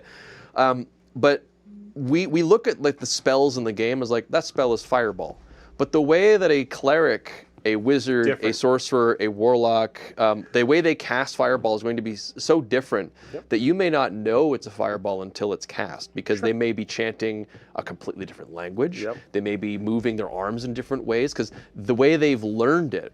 A druid who has learned fireball is going to be pulling it from the natural element of fire versus a wizard who is bending the element of fire versus like a cleric who's calling upon like the divine, and it's all going to be different. So when they're always like, well, I know fireball, are they casting fireball? It's like, you don't know if they're casting fire. And even then, a wizard to wizard, it could be different. Many people have argued that even within a wizard's class, like there's no guarantees that they're the same. Like an evoker will cast a fireball differently than an illusionist Right. would. I love the idea that a scroll casting would be different than an innate casting. I love the idea that if you're like, oh, I'm chanting this in Druidic, so unless you speak Druidic, you don't have any idea what spell's being cast. Or I'm chanting this in ancient Netherese. So like if you don't know Netherese, you won't know what I'm saying. Actually, that's even crazier because would that mean that like fireballs this is the way you can incorporate. So I think would be different than I think this is fireball cast by what they were getting Caliban. to with their point of if you pick a language that you're having to cast in, then that adjusts the way someone else could recognize your spell. Man, I kind of want to do that in the next game we play. I do think that if I was DMing that, there would be certain aspects of that check that they are going to pass no matter what. For instance, yes, you recognize that it's a spell being cast. You know. Well, yeah, you know there's a course you do. spell being cast, yeah. You even recognize whether it's a hostile or friendly. Just because I imagine those spells have different... Yeah, you know, body language is a thing, you know. You'd think... You're gonna go down! to each their own, you can rule things as you will. It's the way they say the words, too, right? If they're like, you know, but for me... Vita mortus, kind of, Vita mortus, you know, there's a bit of a... I'm imagining that they look different, right? Patron spirits of evil. Fucking skulls coming out attacking, fire erupting all over the Yeah. place, or sparkles of light. And He's wisps. casting Bless. Yeah. That would be a really funny character to play. On the other hand, yes, right. Like maybe your character... You are like a life cleric that every time you cast something, it looks like fire and brimstone from hell. Yeah. A skeleton's rising from It's the like, earth. he's just trying to cast healing just- word. yeah, He's he's like, you will die today. Sure, why not? Just how I learned, man. That's how That would that's be how a I was taught. funny character. So like I would, in my case, if I was DMing, I would give them certain aspects that it's like, yes, these are universals to spells. You will be able to recognize that it's a spell, probably whether it's defensive, offensive, that sort of thing. But the specific spell, Yeah, you need to make a check for that. So, Disadvantage, sure. Jumble yeah. Crab was DCL, saying- higher, whatever. Recognizing the semantics would be interesting, because the semantics would be kind of the same. Like if you're tracing a fireball, and this is like the universal fireball trace, and not Doctor Strange, Right. then, you know, I have to assume that like there has the, to be some the way I would do it mannerism. is like if it's like an apprentice, they're probably using a bog standard casting. So you might have a higher chance of recognizing. But if it's like an archmage, dude, he's come up with his own ways of doing it at this point. Yeah, like right? I feel like Like Elminster just goes, fireball. well, yeah, right. Like, well, even like the way they talk about artificers. Like, if you're an artificer who uses paint, you're literally just like painting something. There's right, one of the book series that I really liked because they actually did make some effort to go into some of the mechanics behind magic was the Magicians series, and you know they spend the first two basically books going over all of the different like somatic components and how you have to like you flex your hands in unnatural ways and everything else, and then they end up finding mage that they thought had died, and he had his hands bitten off, and he's casting the shit out of stuff, and he kind of like laughs at them at the fact that they're still using these stupid hand gestures. Don't you realize there's a shortcut? Right. It's Control Z like, that shit. That's a waste of fucking effort. What are you doing that for? No, that's interesting. And was saying here. Well, I wanted to scroll up a bit because Lollybo had said, "Do you guys Yeah, I want to get that one. conlanging or just transpose actual languages over?" Example: I have a friend who uses Scottish and Gaelic for Sylvan or Welsh for Elvish. I think you can touch on that a fair bit. Yeah, I mean, there's definitely. Look, I mean, I know you've used because you've studied a lot of the Tolkien Elvish stuff that you've said stuff like that before. The Tel'Kasir, Yeah, and I've actually done a lot of the Elvish language that isn't fully written, but the stuff that Salvatore used to write in his books. You know, Illithiri and all those like words that they used for elf, which is probably a derivative of whatever Tolkien was creating. But for real life languages, yeah, I've done stuff like that before, where I do the con languaging, but you know, sometimes it's good to just make up gibberish. Yeah. But I mean, the one thing we can all attest to is that these fantasy worlds and languages don't exist. So we have to find a common ground for us all to connect on a role-playing level.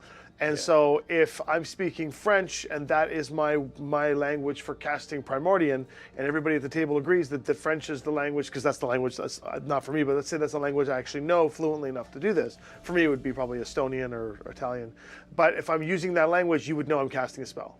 Latin's a good one. What's that?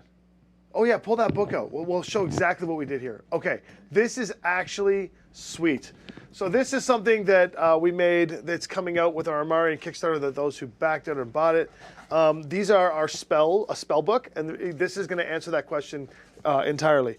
So what we did was, I wrote a, so this, let me see if I can find. Do you want to go kind of ghetto on this, and I can. No, I can hold it up. Well, I can just punch it in just a tiny bit. That's as far as I can go, but I can punch it in for a second. Okay, so let's say this spell here. I can't remember what this image represents or what the spell is, but we made a bunch of spells up for Imaria. Like these are our spells. I did what was like an incantation in English of what you would say to invoke the spell in English. Yeah. But it'd be boring because it'd be like reading a Life, death, I am power. Yeah, it's like the shield of my life will protect me. This is a dubbed anime. Like, Yeah, it's like, I was gonna do you know say what I mean? dubbed Like, it anime, sounds like yeah. my Ferrero Rocher will protect me from the chocolate forces of death. Like, it's funny, it's good, but it's not Domain good. expansion. Yeah, exactly. And then what I did was then I translated it into Estonian. Right. And the Estonian sounds like you're casting a spell. If you're not Estonian. Like you're casting a spell if you're not Estonian. If Yes. you're Estonian, you're like, why are you saying stupid words like shield of faith protect me? Yeah. But then I translated the Estonian into a modernized but rarer Futhark runes and put the runes here. So if you by some chance can figure out how to transcribe these runes from Futhark into Estonian, you'll get an Estonian translation. Then you'll have to translate Estonian into English to be able to enchant the spell, to say the spell. So for super nerds, this is a runic book that you can cast spells from if you could translate the two languages to get to the actual phrase, which would then say, "Oh, spirits of good and evil, give me my shield." But yeah, that's and it's To be fair, it's if as you campy as that. ever look at like what people are saying in Latin for most spell Yeah. incantation, it is that. Yeah. It sounds impressive, but it is just like like Domine non sum ut interes set tantum dic verbo anima mia, which means, Lord, I'm not worthy to receive you, but only say the word and I shall be healed. Sup, That still fam, get me a sounds cool glizzy. in But English, Domine non but- sum ut you know. interes set Yeah. tantum Oh, dic yeah. verbo anima mia. It's like that sounds like you're casting a spell, but Lord, I am not worthy to receive you, but only say the word and I shall be healed. To someone who doesn't speak English, that would sound badass. Which, in fairness, though, You can tell where I grew up. in fairness, though, realistically, I'm gonna be very generalized with this because I don't want anybody to shit on what I'm about to say. But a lot of people, we'll just say a lot of people, would attribute religion to the closest is what we have to magic in the real world. I see what you're saying. Yeah. Yeah, And psalms, which are sort of religious incantations, are rarely more complex than things like asketh and thou shalt receive sort of thing. So it's not unreasonable that spells are simple spells would be that simple. Goodberry is not going to be a complex spell. No. Plane shift, plane walk, banishment, it's going to be a little more involved. Might have a thread or two, yes. So, I mean- But just for language purposes, for those of you that are listening to me speak, I have a classical linguistics minor in university. So I studied a lot of Greek, Latin, German, French, a lot of the older languages, Livonian descent. So, and then of course, as a hobby, I took Japanese, Estonian. I grew up with Italian and grew up in Canada with French. So I've got a pretty eclectic, and then I make a habit to learn the first 5 greeting, conversation, the politenesses of all the languages that I live with in Canada, everything from Punjab to Iranian. I learn it all. Japanese, ni hao ma, Chinese, lei hao ma, Cantonese, like I'll do it all.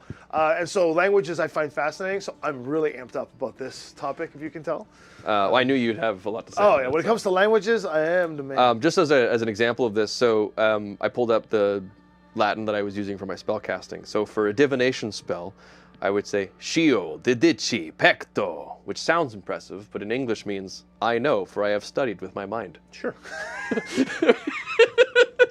Right? It's like it sounds way more impressive in Latin there's than it a does in reason English. that companies and military branches and everything else use Latin. Yeah, for it sounds cool. You know my sword, mottos, right? the Moonblade that I used last night? Yeah. So its original name, we call it La, that's the sword, but it's actually Lankea Lumen Akiankes, which is the darting lightsaber, is what it's called. So it was a glowing Avenger that when you threw would turn into a guiding bolt that would blast into things and then return to my hand. It was the darting lightsaber, because it was a glowing sword. So Lankea Lumen Akiankes. Again, to comment on what Kiwi. what Lollibo was saying. Old country languages flood the market with spells.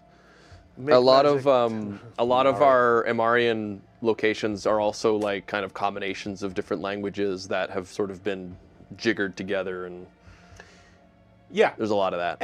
And look, at the end of the day, it's your game, whether you're the DM or the player. It's your game. I mean, yeah, I You usually do what makes it fun for you. I usually I like want to to learn more of the New Zealand Maori because I got a presentation chance, was awesome. That presentation Yeah. was so cool. When we were in New Zealand at Armageddon Con, part of the benefit we had was that representatives of the Maori tribe came in and did a welcoming ceremony for us. Jesus, It was cool. I would not want to meet those guys in an alleyway. These girls were like they were like sweet. They were like doing this thing, and then their eyes would be like, and they're like, I'm like, I was getting scared. It was so cool. It's the transition. It's just it's They were immediate. so sweet, and then they were just like, I'll fucking kill you, and I'm like, okay. Very cool culture. I like to like most of the nations that we have in Imaria, like they are somewhat coded to certain real world kind of locations and culture. So like I mean, as of best course as they as are. best as we can without it being yeah, exactly. culturally appropriating. Exactly. It's very subtle. The reason it's there is because can't tell you how many times I have players come up to me and say like, "What's the naming convention for this nation?" And it's very easy to say Viking, Sure. and then they can go back and say, Norse. "All right." Or Norse, Norse, right? Norse, This place is Icelandic. It's Norse plus Greek, combine Things something are like always going to that. be more engaging if you can tie them back at least somewhat. Yeah. That is a good point. So a lot of the Imarian cultures aren't derivatives of a specific culture, No. but instead it is what I would be considering an alternate universe version of multiple cultures if they had married and had the dilution is the wrong word, but for the sake of purpose, melting potted Yep. into a new culture. Sure. So, for example, the Kenvians Yep. would be sort of Central Arabic and like old feudal Japan coming together to create. What would that look like? I was gonna say like the Zayans are like Norse with Greek. Yes, but I mean, like, kinda what combined. would like Arabic as we would romantically know it, and Japan as we romantically know it, and I know that probably exists because I'm sure there's marriages of. I mean, those there's stuff cultures. all over the But if place, you were to yeah. take those two cultures and then blend them together, and then like kind of slap some sort of British royalty on that, what would that look like? Like the thought process on that is fascinating to me, even though some people would consider that a bit of a cultural slapdown. Well, I don't think that's what I'm doing. I don't think so, because I mean, like almost every fantasy culture, you can draw a line to some real world. Yeah, but I mean, imagine Because those everybody's two. inspired You by have to. something. Now That's that the thing. being said, I'm not literally taking words. Like I'm not taking like Iranian like mamnoon, thank you, arigato. I'm not going Yeah. mamigato. Like I'm not doing that, but I am taking some of the inflections and some of the phonemes and slapping them together and creating brand new words that even I can't remember how I created those words. Sure. Do you know what I mean? Like yeah. the Eye of Elbon, or what was the what begins with a U? It's one of the eras. Udemy? No, one of the eras. Yeah, the age of Udemy. Yeah, Utami. I know that is, you can tell some of the derivatives of the language, and it means something, and I have to go into my old notebook to see what languages I started like making love with, but I can't remember what it means, but it's a brand new word that is rooted in two or three, sometimes four, cultures that come together, and Imaria is just built on like basically classical linguistics, making love between cultures and spitting out new products. Like new names and cultures. So New results, yeah. So we don't have the Tolkien thing where it's like all elves are. Do you No, know what I mean? no. We don't have that fix. Our orcs aren't known as a specific subculture that is referenced one way or another. No, like there's kind of there's different nations of orcs. Each of them have different types of culture. There's sort of a common thread you'll find, but even then there's always exceptions to that. We tried very much to stay away from the idea that like, well, this is what all elves are like, and this is what all dwarves are like. Do all It's dwarves that get played in Imaria have a Scottish accent? Sometimes. Are they Scottish? No. I mean, to be real, characters have whatever accent the player's going to that's give the them. players thing, Yeah. right? But the dwarves aren't Nigel Scottish. Squirrely has a New Zealand-ish accent. Yeah, It's Nigel's a like, New Zealand squirrel. Do New Zealanders even have squirrels? I don't know. Because I know some countries don't have I squirrels. don't remember seeing can't any when we remember. were there. I would I couldn't get expect past the that they- green and the yeah, all the I ants. remember seeing was green. I would expect that they don't. Oh, they have something down there, but they wouldn't have our squirrels. They've got kiwis. Kiwi. What do they have for? I didn't see a kiwi when I was there. Well, no, we were in downtown. But I did say it was really weird to see like 7 different trees and then a palm tree in the middle of it. That was really cool. Anyway, the point is- way Austin puts it is my Squirrels favorite. are not present in New Zealand. Okay. The way Austin put it is my favorite, where he says, the tree situation in New Zealand is wild. The tree situation? The tree situation. It's very wild. I was looking at a coloring book the other day, and we were trying to decide what was going on with the artwork, because it was like a forest, but it had every type of tree imaginable. I was like, it's just New Zealand. I was in the supermarket the other day, side story for a second, and I was like, I wanted to buy some beef, and I was looking for like, there was a sale on this one beef, and it was like, it's packaged, like, you know, when it's sealed package, like you normally don't want to buy the tube of beef because it's going to be bad beef. it's a tube of So you beef. want to buy like the stuff that's like freshly sealed that's going to run for a while because it's local beef, whatever. And I saw the package, I'm like, but the price is really good. It was like a special sale. So I picked up the package and I looked and I'm like, I don't know, it's like packaged beef and it's like from New Zealand. Bought 3 of them. It's really good. I'm like, oh, I know where that came from. Purchase instantly. It's one of the few rodents that weren't brought over. Lucky you. Although Sam's been there now. Hey, so. man, I don't mind squirrels. They're all Paul right. loves squirrels. Yeah, Paul loves lots. He's got a romance with a squirrel here at I'll that take studio squirrels named over Luther. rats any day.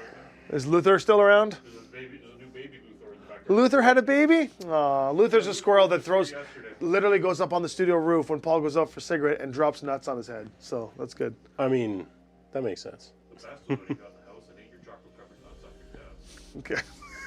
Okay. So, The forest in that coloring book was artificially planted. I guess so. the German correspondence of. I mean, it was artificially drawn. What's that word? That's a cool word.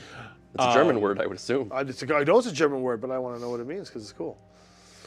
It sounds. Extortion? I don't know. I probably just butchered it. I would think Oh, it's a squirrel.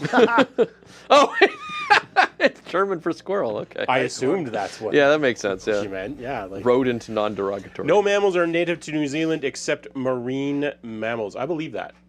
we gotta make a squirrel, a sub squirrel, Nemo that is a derivative of that word, like the yikes.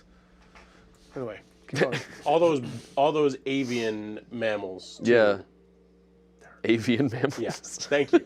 I was hoping somebody would understand. For my world, there are some regions which have higher density of certain groups, such as tieflings/elves, but in no way is considered that the tiefling, etc. Yeah, Yeah. exactly. Yeah, we're pretty much the same idea. It's like But you have to have it. You have to have a place where dwarves congregate. Yeah, you like have a there place are- where Dragonborn are more common. Like 3 main dwarf civilizations in Imaria, and like they're all different. the Firebeards. There's the Redbeards over in Asmorzen. There's the Ordale dwarves over in Chimera's. which are the smelters, and then you've Yeah, got the then Shallowskins, which there's the take hill. high Oh, seas. there's 4, sorry. Because then there's the hill dwarves down in 5. Woomero, and Where then the there's plunge dwarves come from. oh right. Then there's the Foley's. Shallowskins over in Phelan's Republic, and then the plunge dwarves up in Lunalia. I was gonna So, say like, we know where the plunge dwarfs come from. Right there. So like, and all 5 of them now, while some of them are The different, sea of them coming down. Are We're different coming down for species. They Christmas. just rain from the veil, just one at a time. that is still by far my favorite species write-up. Yeah. Because it's just nonsense. Yeah. It's just like, we don't really know where they came from. They just sort of appeared. Well, no, canonically in my mind, it's Foley on all of his various adventures. It's, It's just warping them it's through just time. time All echoes all of of these Foley. time echoes of Foley, and they just drop out of the veil one at a time. For those of you watching, for context, early when this channel started, we played a game, and Adrian played a dwarf named Foley Mbeard. That thanks to some of our backers or some of our fans who watched the show back then, they helped influence the type of dwarf he was going to Yes. become. Because in one fight, he jumped off a cliff Yeah. because they dared him to jump off a cliff, Had to be done. so he could like destroy this giant wasp. It's a troll. Was it the troll? a Yeah, he troll. jumped off to destroy the troll. Yeah, we wrote a And whole then song about it. Everybody was like, plunge, plunge. And so we then decided, thanks to the viewers, to create the plunge dwarf, which is a culture of dwarves that like to climb up into high places and jump. just jump down on shit. So he's got bionic knees now at level 20. Yes, yeah. Good times. Great. Good times. So I was gonna bring something up, but honestly, we'd be here for the next 2 hours, so I'm not sure. Maybe I'll save it. Well, you can at least get people. So Excited about it it. was unrelated to languages, but low fantasy settings. This Yeah. is something as a DM when I do a low fantasy setting. Could you define low fantasy first? Because I Well, think low fantasy, I think Conan. is low fantasy. What I really mean is low magic, right? So Conan. Pretty much. I insist that players, if they're going to take a magic class, it's a 3-to-1 level rule. You want to take a wizard, you're taking 3 fighter first. or whatever non-magical class. Interesting. Because in my mind, the only way that it is low magic is if everyone as a whole. Like, there's I see always what you're saying. some people If we're- do the like, well, Interesting. they exist, they're just rare. And it's like, okay, but if there's going to be 2 in our party, they're not that rare.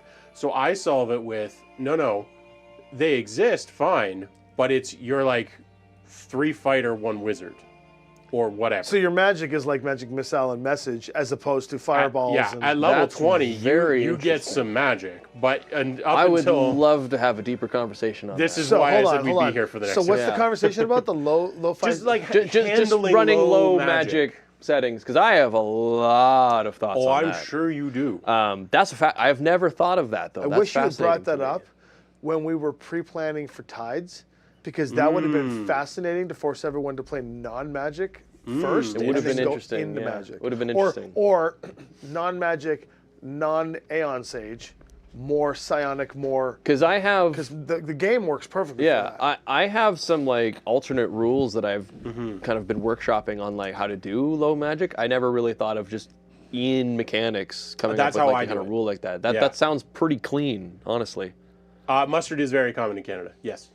Mustard? yeah, It's freaking everywhere. I got like 3. We got 3 mustards at home. Well, we did have a bunch. So, anyways, we will talk Yeah, more that's about that. that's cool. That's a cool At thing. some point, Yeah, at some point. It's something that I meant to bring up the other week, and I was like, I'm just gonna say it on stream because then people will think about it and we'll come back to it as a topic. No, that's But really low fascinating. magic, low fantasy is always something that that I- I've struggled with over the years. But Yeah, that's how I handle have a it lot as of DM. thoughts on low magic for D&D and storytelling in general that we can talk. I would love to talk about. That may even be like a whole topic for a stream in general. Oh yeah, Yeah. for sure. For those of you in the chats, I have posted the Discord link. If you haven't joined the Discord, join our Six Sides Discord where you can talk everything BattleTech, D&D, Dungeons and Dragons Online. Or international interests. We Yeah. do have Nerd we out do have 24/7. we do have the Food. True Talk. We have a lot of food we discussions. got meme discussions that we talk about chocolates and all kinds of stuff. But more importantly, Lasagna. if you are a member of any of the channels, if you're a Twitch member, if you are a subscriber, not a subscriber, if you're a member of the channel, or if you're on our Patreon, which I'll post a link to in a minute, we have a role-playing section of our channel there where you can come in character and role play with us. And we are currently on a boat, and everyone's walking around, and it's kind of cool. There was a chess game there that happened. Yeah. People are giving each other stuff. There's negotiations. seagull was shot. A seagull was shot. It was it's interesting stuff, guys. And so, anyways, there's some call to actions there. Please join us in the Discord in any capacity. It doesn't cost you anything except for time to hang out with us. Yeah. We're in there. We're fairly active in the chat, the group of us. And you can be there for any of the things that we do on Six Sides, including our D&D discussions and BattleTech and whatever else it is you find fascinating or are curious about. Yeah. And for those of you who are interested, our Patreon, we have a lot of cool stuff. If you like a lot of the mechanics and stuff you're hearing, we got all kinds of samples of things going out on the Patreon. And we'll post that link there for you guys. As of 5 minutes ago, you can get a Mantidaean psionic bartender that can join your party. To either bucks. join or kill. or be defeated. and a Mantidaean psionic, what? Bartender. Bartender. So Bacon was Mantidaean is a thrown. bipedal anthropomorphic like bug Yeah, creature. he can eat corpses. It's a thing on his stat and block. he's a psionic, which we created the Psionicist class, our version of it for 5e, which is quite a unique build out. These are some neat stuff, but you can get those mechanics and add them to your game as you'd like. And then, yeah, join the Patreon for as cheap as $2 a month. You can get access to a whole bunch of stuff. And I think just a little bit more than that, you get access to my podcast called Celebrity Side Quest. For those of you new to me, I represent a lot of celebrities to go to different shows. People from the cast of Arcane, Apex Legends, Damien Haas from Smosh, and we play D&D on stage. And I interview them about their first times playing D&D and how they got into D&D. So there's a podcast called Celebrity Side Quest. The first 2 episodes are out with Nicole Tompkins, the voice of Jill Valentine in Resident Evil, and J.B. Blanc, the voice of pretty much everything, director for Blizzard for 10 years. Yeah, he's in a and lot. he's the voice of Vander in Arcane. And you get to hear about his experiences in D&D with me. And it's a very informative podcast. But you can get it all there on the Patreon. All the plugs are done. Now we can go back to talking. Well, I was going to say, I think we're probably wrapping this up. We are at time. We are at the time. More than anything, we are. Dude, scrambled egg sandwiches are the best. Like, scrambled egg, put it on toast. mean, it's not that far off from an egg salad sandwich, really. No, but the cooked egg. Well, I Egg understand, salad yeah. has So- like onions on Yeah, it. yeah, yeah. I was thinking about the scrambled egg sandwich, and I'm like, okay, like I will do like an egg on toast, but I always like sunny side up or like. That's over delicious easy too. it. That's delicious Like, too. But if you scramble egg, now you Yeah. can put any things you I want did in. say we talked about food a lot. If you can put anything you want in, like onions, tomatoes, mushrooms, zucchini, whatever you want to cook with your Totally. eggs, as an omelet. But that's an omelet sandwich. If you just want it, try this. It is an 80s Canadian thing. Yeah. Scrambled egg, slice of cheddar. If you're from Canada or North America, sliced cheese, the American cheese as you would call it, but we call it Kraft singles.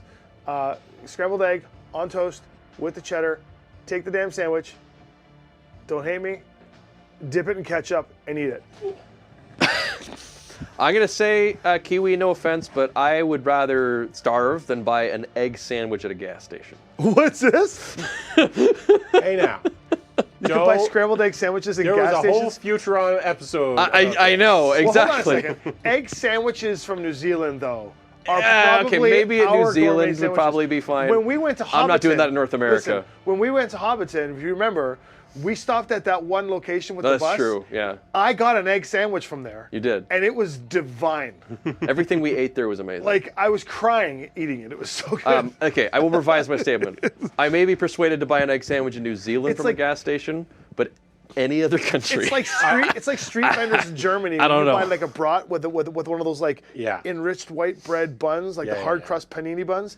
It's like heaven, and it's all good ingredients. I was actually going to make pretty much the same comment as Bo just did, which was if you're going to talk about people putting shit on toast, the Brits are the kings of this. Oh, like, I mean, the Brits will Just cut that Cow tomato. tongue sandwiches. yeah, it's just like until you say it's ketchup. it's just like everything. It's mushrooms, and I'm not saying any of these are bad because like I like some of them too. I'm just if you're talking about like cuisine being put something on toast, I think the Brits win on that one. So a couple things are going to happen now because we don't want to leave you guys. Normally we would be leaving around now and getting ready for 6:30 to do Tides That Bind actual play for D&D. Yes. We're not playing Tides That Bind tonight. There's a bit of a cold snap that's happening after a huge rainstorm. So we're going from snow to compressed ice rink, and so a lot of and plus Austin's in Nova Scotia visiting his dad. So we're down quite a few players tonight for Tides That Bind. But we decided instead of doing that, we're going to get Paul from the BattleTech side of our channel to join us, and we're going to do just a state of the channel. We're going to talk about the shows we're doing and the things we're doing for a little bit here on stream with you guys tonight. So instead of Tides That Bind, it'll be the programs that bind. I liked your channel chat. Channel chat is Yeah. what we're going to do. Logistically, are we cutting or are we continuing? I mean, we might as well just tap him in. Okay, then Paul, you're going to sit where I am and take this mic because I'm going to take a quick bio break and then I will set up that camera live. Yeah, 'cause well, let's keep talking that's for a Battle whole Break. thing. If you have any questions while we're here, folks, about anything you've heard so far, from game-related to channel, please let us know, or even food. We'll take turns chatting with you while we queue people in. Can I have one of those? Yeah. Speaking of, Adrian's got the good stuff here today. Do you want a piece of cheese? You have cheese here too? Dude, Adrian's always got all the snacks Dude. every time. Everything you said was fine. That is except ketchup. completely upside down. Look, As soon as you said ketchup, Well, get your mic on first before you talk, and get it on right. Oh, by the way, Paul and I are like brothers. I will haze the shit out of him. We're not really that mean. All right. Everyone, this is the Paul. worst. The Paul, worst. Paul, the worst, blink, the worst. blink twice if you need Yeah, they help. know who I am. They don't know who you They are. know who I am. Anybody We here have know? new people in chat. Oh, They haven't seen your BattleTech stuff. I'm Paul Clarkson, Director Fox Network, Six Sides Events team. We're the ones that go out and do all the fun, cool stuff for Catalyst Game Labs at conventions, i.e. for Six Sides, with doing the production and sometimes with the talking heads and put on gameplay. We also part of the Catalyst demo team, and we run events with Catalyst for Catalyst at all the major conventions, most of the same ones that Tommy goes to, Fan Expos, Toronto Comic Cons, Anime North, all that fun stuff, Gen Con, Adepticon, et cetera, et cetera, et cetera. And we run stuff at game stores, and I'm here helping with D&D at times and doing stuff in the background. I run the BattleTech studio downstairs, Now, ketchup. and I'm the best looking one.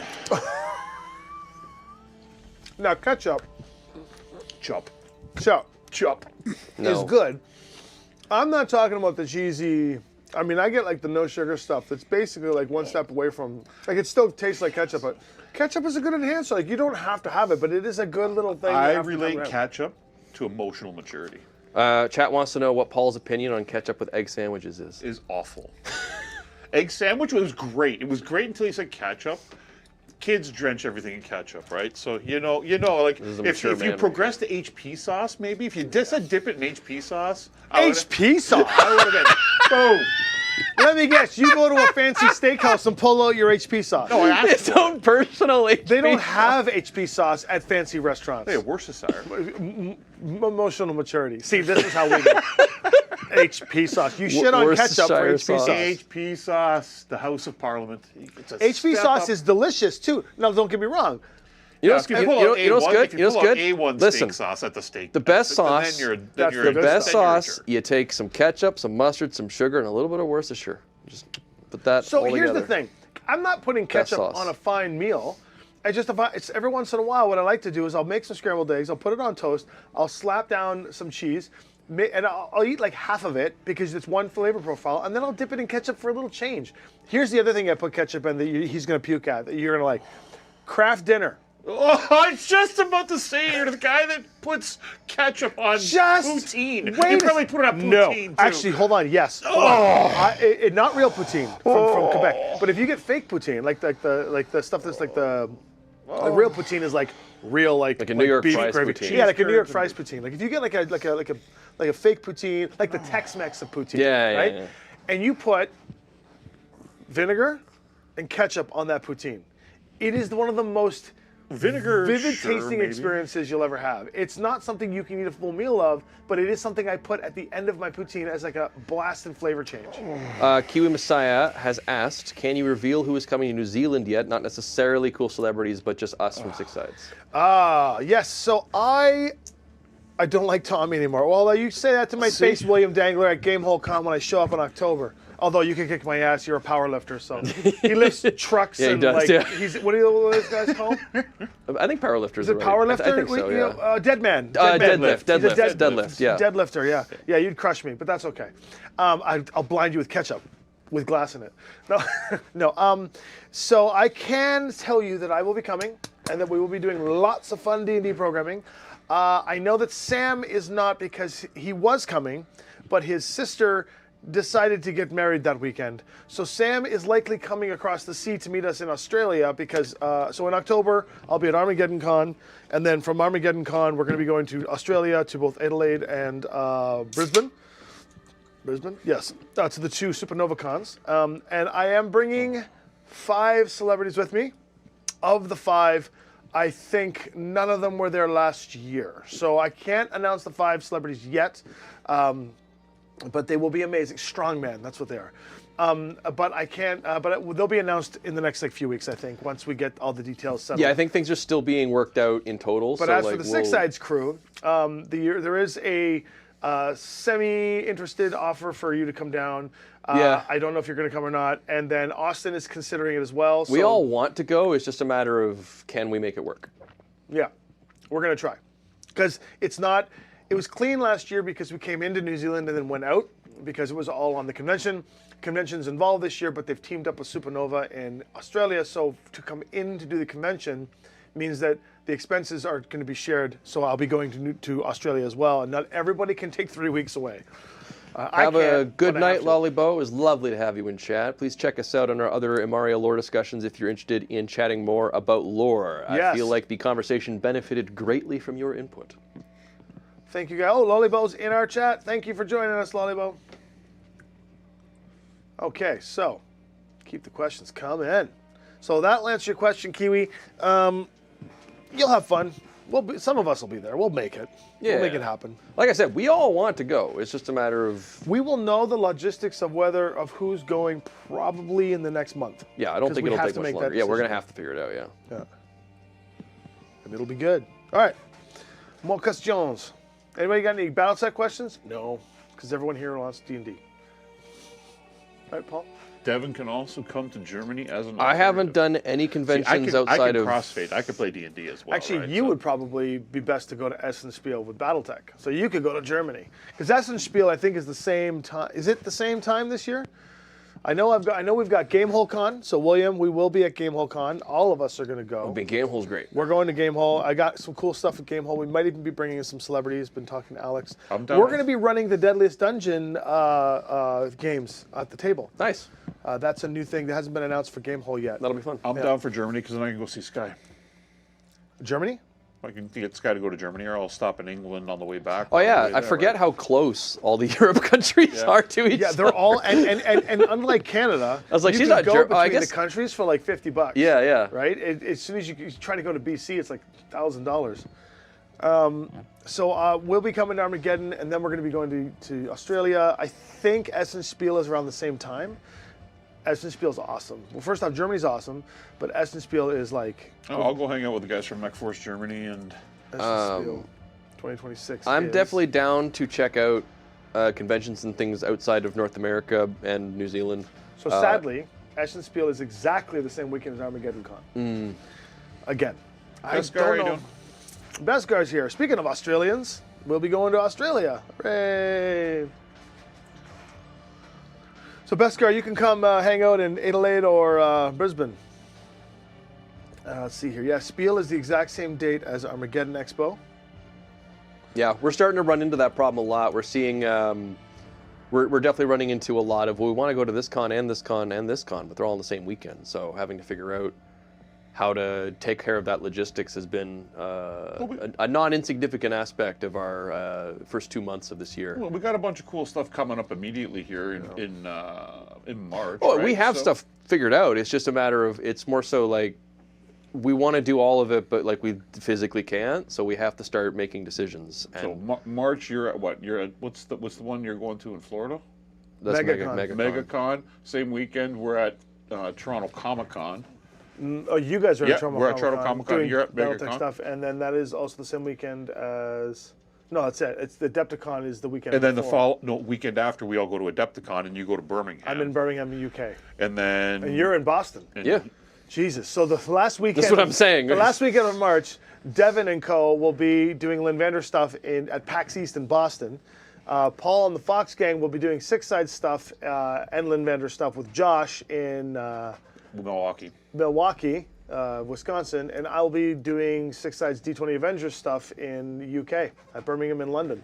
Jesus, we're gonna be all split up. That's what well, that's what I mean. Like we want to And do all of us everything. in different so time it's zones. just about, It's oh, crazy. jeez. It's gonna be a good week. That'll be interesting. Maybe and Adrian will be here.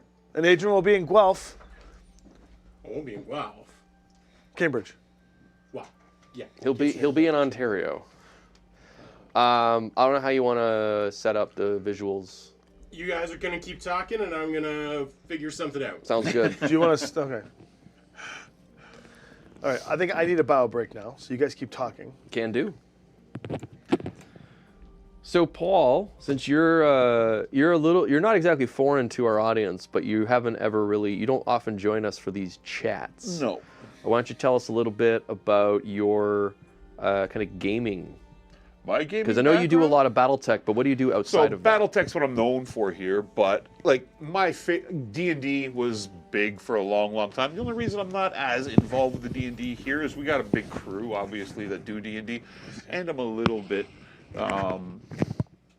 more into the sci-fi genre these days than I am the fantasy genre. Yeah. But I'm a big Call of Cthulhu fan, so I love playing Cthulhu. I'm a big Shadowrun. Well, that's borderline sci-fi, Yeah. right? Like it's got some crossover there. I love Shadowrun. Eventually, hopefully one day. See, I we find that involve in Shadowrun fascinating stuff. because we've been playing Shadowrun a lot, and you haven't been involved in any of that. So like, I didn't even know until very recently that you were like heavily into Yeah, Shadowrun. Shadowrun So like, is a big thing that I love. how much are you into Shadowrun? Like, So what's your Shadowrun? I haven't played it forever. I play it in the original form, but Sure. I have all the new copies of all the books. Right. I got them all upstairs. I read them and whatnot. It's like Cthulhu, right? I don't have a play group to play with, so you guys are always running and usually have whatever celebrities or Rem will come in from Catalyst, whatever, and you have a finite party of 4. So Yeah. I'm never really trying to push my way in there to get involved, but as soon as there's an opening, I want to be involved in Shadowrun, Yeah, yeah. right? So, yeah, Shadowrun is really cool. I was a big Rifts player back in the day, right? Oh, okay? For the old Kevin Simbata Palladium games, that was a big thing that when I was going through high school, When we were at Gen Con, actually, they had a big booth there, which shocked me, and I didn't realize they were even still making that game. Palladium, There's yeah, like they're over still 100 around. books for it. They're still doing stuff. Oh yeah, it was massive. There's been a bit of a resurgence in a lot of the older stuff, even like board games. Like a lot of the old cult classics are starting to kind of have you're starting to notice them showing up on little, rather large booths at like Gen Con and stuff. Like they're all making a comeback. So I walked out of there with the Heroes Unlimited and Villains Unlimited RPGs, because those are games that I would like to try again, maybe even on stream at some point or whatever, to have fun with. I can imagine the four of us playing a superhero campaign would be pretty funny, or even a super villain. I've campaign. played a superhero game. I don't remember what system it was. I feel like it was a Powered by the Apocalypse game. I'm sure. I can't remember exactly. I don't even remember much about that game. I remember I played it. There was GURPS we used to use for. Oh, good God. GURPS back in the day for superhero campaigns, but Heroes Unlimited, that was the big one from Palladium. Yeah. I used to use that all the time. As far as other games go, those are pretty much most of the role RPGs that I was like heavily involved with. Anything sci-fi, I'd be into Cyberpunk. We did essentially Shadowrun without dragons, essentially, right? Yeah. And magic. That's why I prefer Shadowrun, is because it's got that fantasy element, and I'm a fantasy guy. In my own mindset, the reason I know I'll admit this, why I prefer Shadowrun to D&D right now would be mental laziness. I don't have to think in an era. I can think like modern Paul. Yeah, there's a certain element to that, like, because one of the reasons why I play a Decker in Shadowrun is because I know computers. So there's a bit of that where I'm like, I can focus more on the character, because whenever it comes time for him to do any hacking, I kind of know what I'm doing. Yeah. And having talked to some of the Catalyst guys who've worked on the Matrix stuff, like they've based it all off actual in-world technology. So, like, for the most part, if you understand how real-world technology works, you understand how the Matrix works in Shadowrun. So you can often just, have at it. So I understand that entirely. Also, on top, in addition to that, too, you don't run into as much of, would my character know this? So a lot of times in there's a lot D&D more common knowledge Yes. in Shadowrun, because it's just like the average person is fairly knowledgeable on a wide variety of things, topics, yep. versus in D&D where it's like, I don't know, do I know that? Had word reached me? Yeah, there's a bit more of that. I can see that. To answer your question there, Bezkar, I don't know if Luthor became a dad. I saw him yesterday. He is incredibly fat for the winter. He was marching around in the backyard. But today, while they were earlier doing the stream 1 hour ago, I did see a tiny little one that looks the same color as him, so who knows? It's winter, so I can't imagine. Spring is usually when animals mate. We have not talked about the Cosmere system. I did see it on a shelf the other day and was like, oh yeah, that's a thing. It's based on Brandon Sanderson's books. I've heard a couple of things about it, but it hasn't really, when it was originally announced, it was everywhere, but then, like, since then, I haven't seen or heard much of it in my own spheres and circles, so I haven't had the opportunity to really look at it all that much. I mean, I always like to say never. It's just a matter of, like, is it something we're going to want to do, and is it something that we feel would be interesting? I think if there's anything that we've kind of like, or like, I do that lately, it's been Daggerheart. If we were going to do another system, it would likely be Daggerheart. Mainly because we have connections to it. Mainly because we have connections, and also just out of like curiosity and from a pure cultural standpoint, it would probably be worth at least understanding how the game works. Just because it is sort of a blip in the cultural zeitgeist of tabletop gaming right now. I love the word zeitgeist. Paul, can you say chur? Can you say chur? Sure. There you go. Yeah. Done. You're New Zealander yet. Okay. B, we will probably get to that question once we're all set up. She's asking a general long-term vision of the channel. So I was like, we'll get into That's that. kind of why we're not streaming tonight. In addition to the weather issues. Is Tom muted? Let me check. I should stop eating peanuts then. Oh, this is Tommy at his best. He's mute. Okay. You should be good. Okay. Like good? He's good now. Ah, you can hear him again. Should be good. Talk again? Hello. No. Good? Okay, there we Okay. go. Yay! I'm back, everyone. That's okay. Probably good because I was munching down on peanuts. What's your go-to role for Shadowrun? Then you play Street Sam? Shadowrun? Not a face. Can't roleplay that well. No. Because you strike me as a Street Sam. Like I see you as being the dude with like full Kevlar with like semi-automatics. Yeah. He's a really bad fixer. I like the Tinkerer. Oh, you like being rigger. you like being a rigger? Yeah. Oh, that makes perfect but, sense. like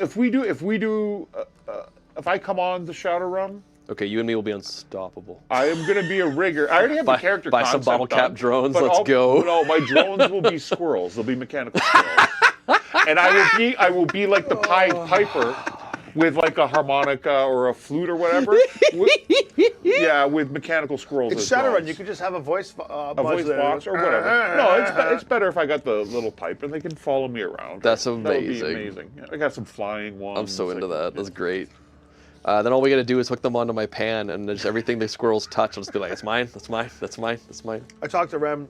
She's excited about the prospect of Adrian running some Shadowrun. She'd be willing to support from the Catalyst side. Cool. And then once in a while, she'll come down and play Chic, which would be cool. Oh, that'd she be would just nice. come down from Montreal. I'd like just to have play someone Chic. who understands magic and will play magic. It'd be nice to have some magic, yeah. Since I'm the face, which is magic in some capacity.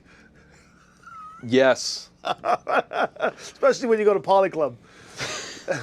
Cast I would invisibility. definitely classify some of the things you've accomplished as magic. It's true. All right. So, what are you doing right now? He's getting an overlay set I'm up. cooking. You Oh, leave me sorry. alone. So we'll let Foley and Beard cook over there. Adrian's gonna cook. All right. So we decided that we were gonna not run Tides tonight because we're gonna talk about the channel, and the four of us that are here tonight are kind of the channel heads, channel leads. Yeah. Yay!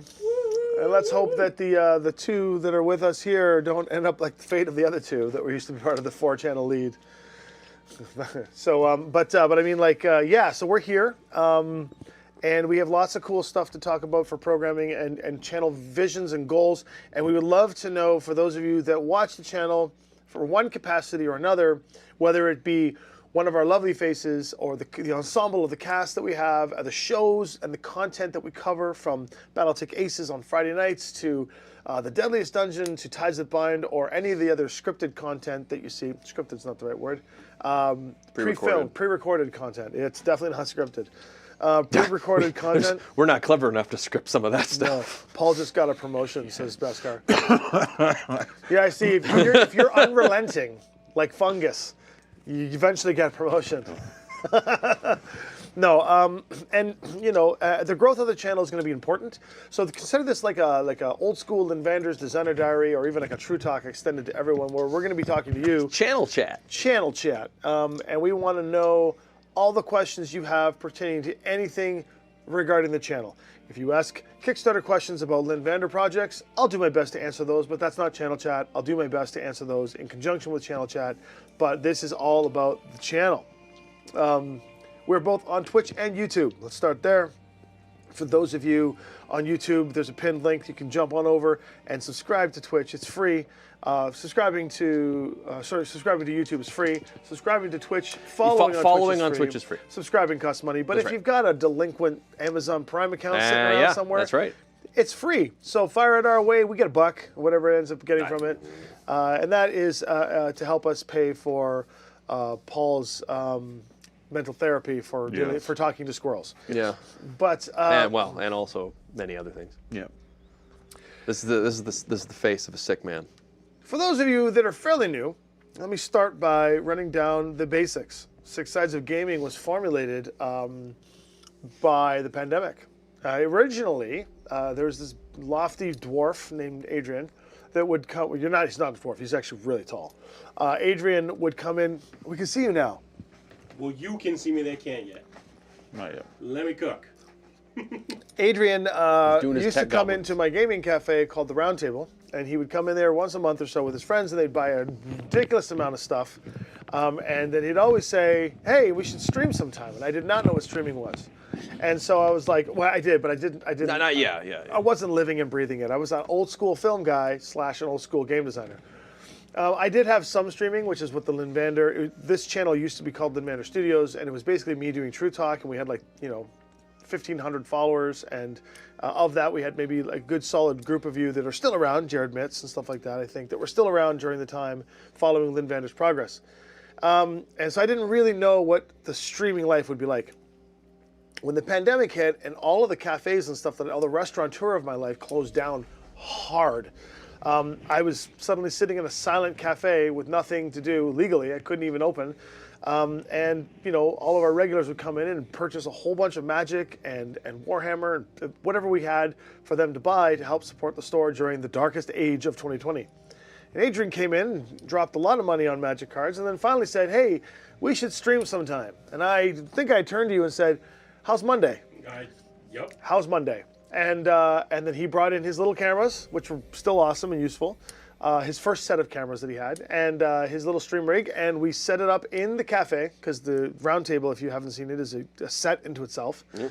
And we streamed. I think we brought you in. Yep. Because you and I had just started playing D&D on a personal level at that point. Yep. And then we looked at the rules for filming, and we could have 5 to 6 people. We could have 5 to 6 people in a film set, and because it was a closed film set, we were able to do the rules of COVID. And we brought you in, and we had a guy named Cameron who DM'd for us, and the very first thing we did was Call of Cthulhu. And it was our test stream. And we got 7 people, so we became an affiliate on Twitch. 7 people watched us, all of our friends, jumped in and watched us. If you happen to be watching us and you are from that era and you remember, let us know. It was very rudimentary, but it was still a lot of fun. And we had no idea what to expect. And then it was like the first line of cocaine. And it hit hard and fast, and it was an addiction. And I think because the pandemic had what it was, nobody was traveling and doing whatever, so we made us the bubble, and we just kind of dove head first into it. And then the first D&D stream we did, I was Eke. Mm-hmm. And we played D&D for a long time, and then you became... Actually, your first one was Rooks. Right, so the first story. The first real stream you were Eke. That's right. And then I played Eke, and we played D&D for a while, and then we were in the back of our studio, back of the cafe, in an enclosed studio space that was, because the cafe couldn't be open. And then we just streamed like crazy.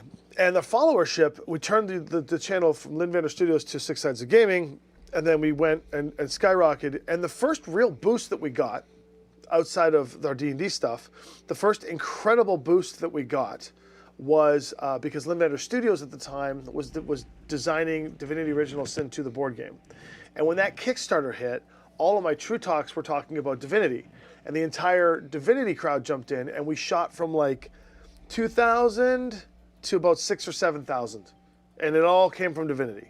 And for those of you that are still here from Divinity, I think B was from Divinity, you jumped in on the Divinity side and became Linvander fans on the Six Sides channel.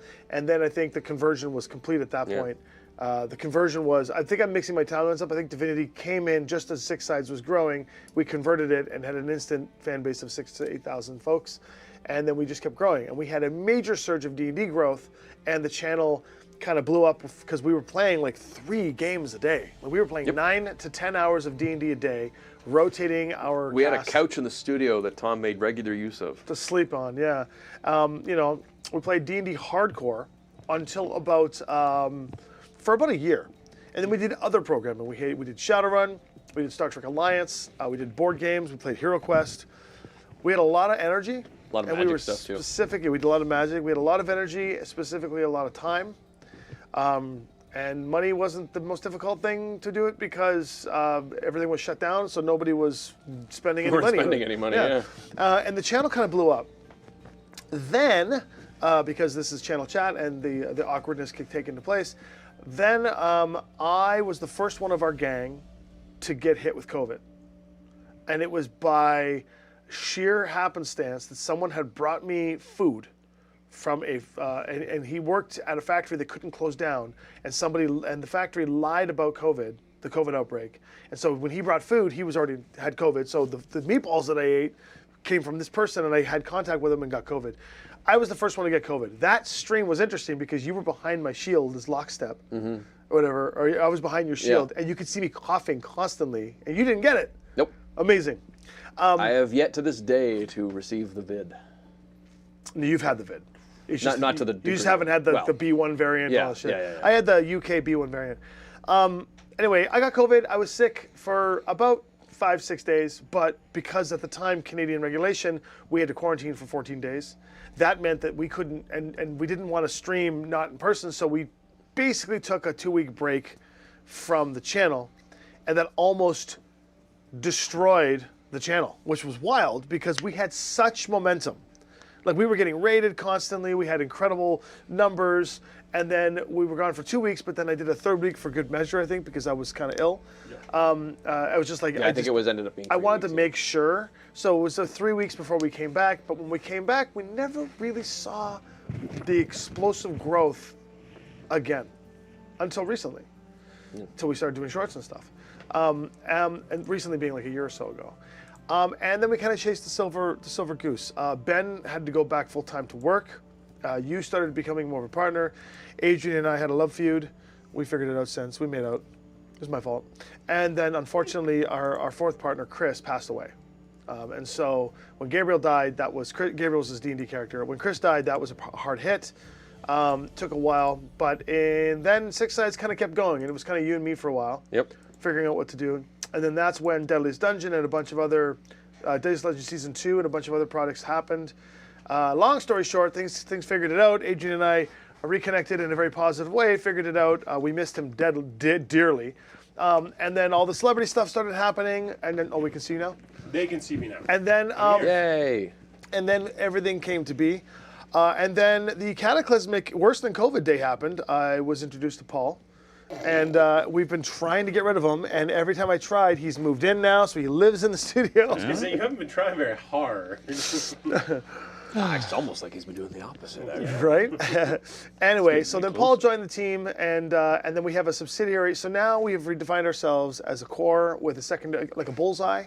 We got the bullseye in the inner ring, and then we've got the outer cores as we go further and further out. Am I just an idiot? Oh, I'm so glad that wasn't intentional. What I was happened? going to have an aneurysm. I put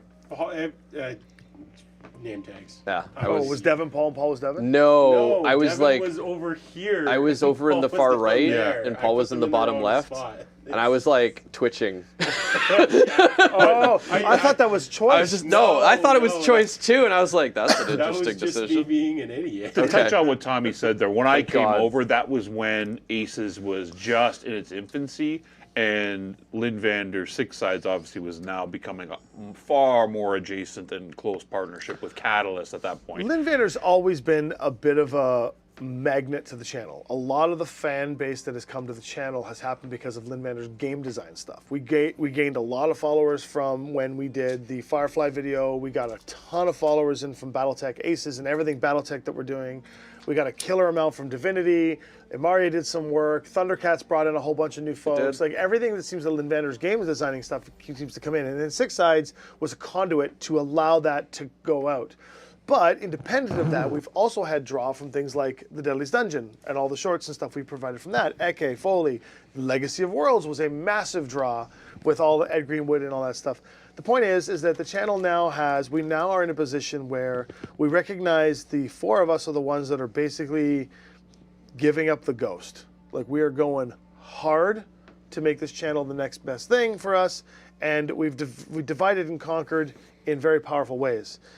Part of the reason why the channel had its feud before, why we were kind of dissipating, is because I was pushing for a lot of convention support, and a lot of us couldn't travel and do studio work at the same time, so it was a major disruptor to the studio's flow.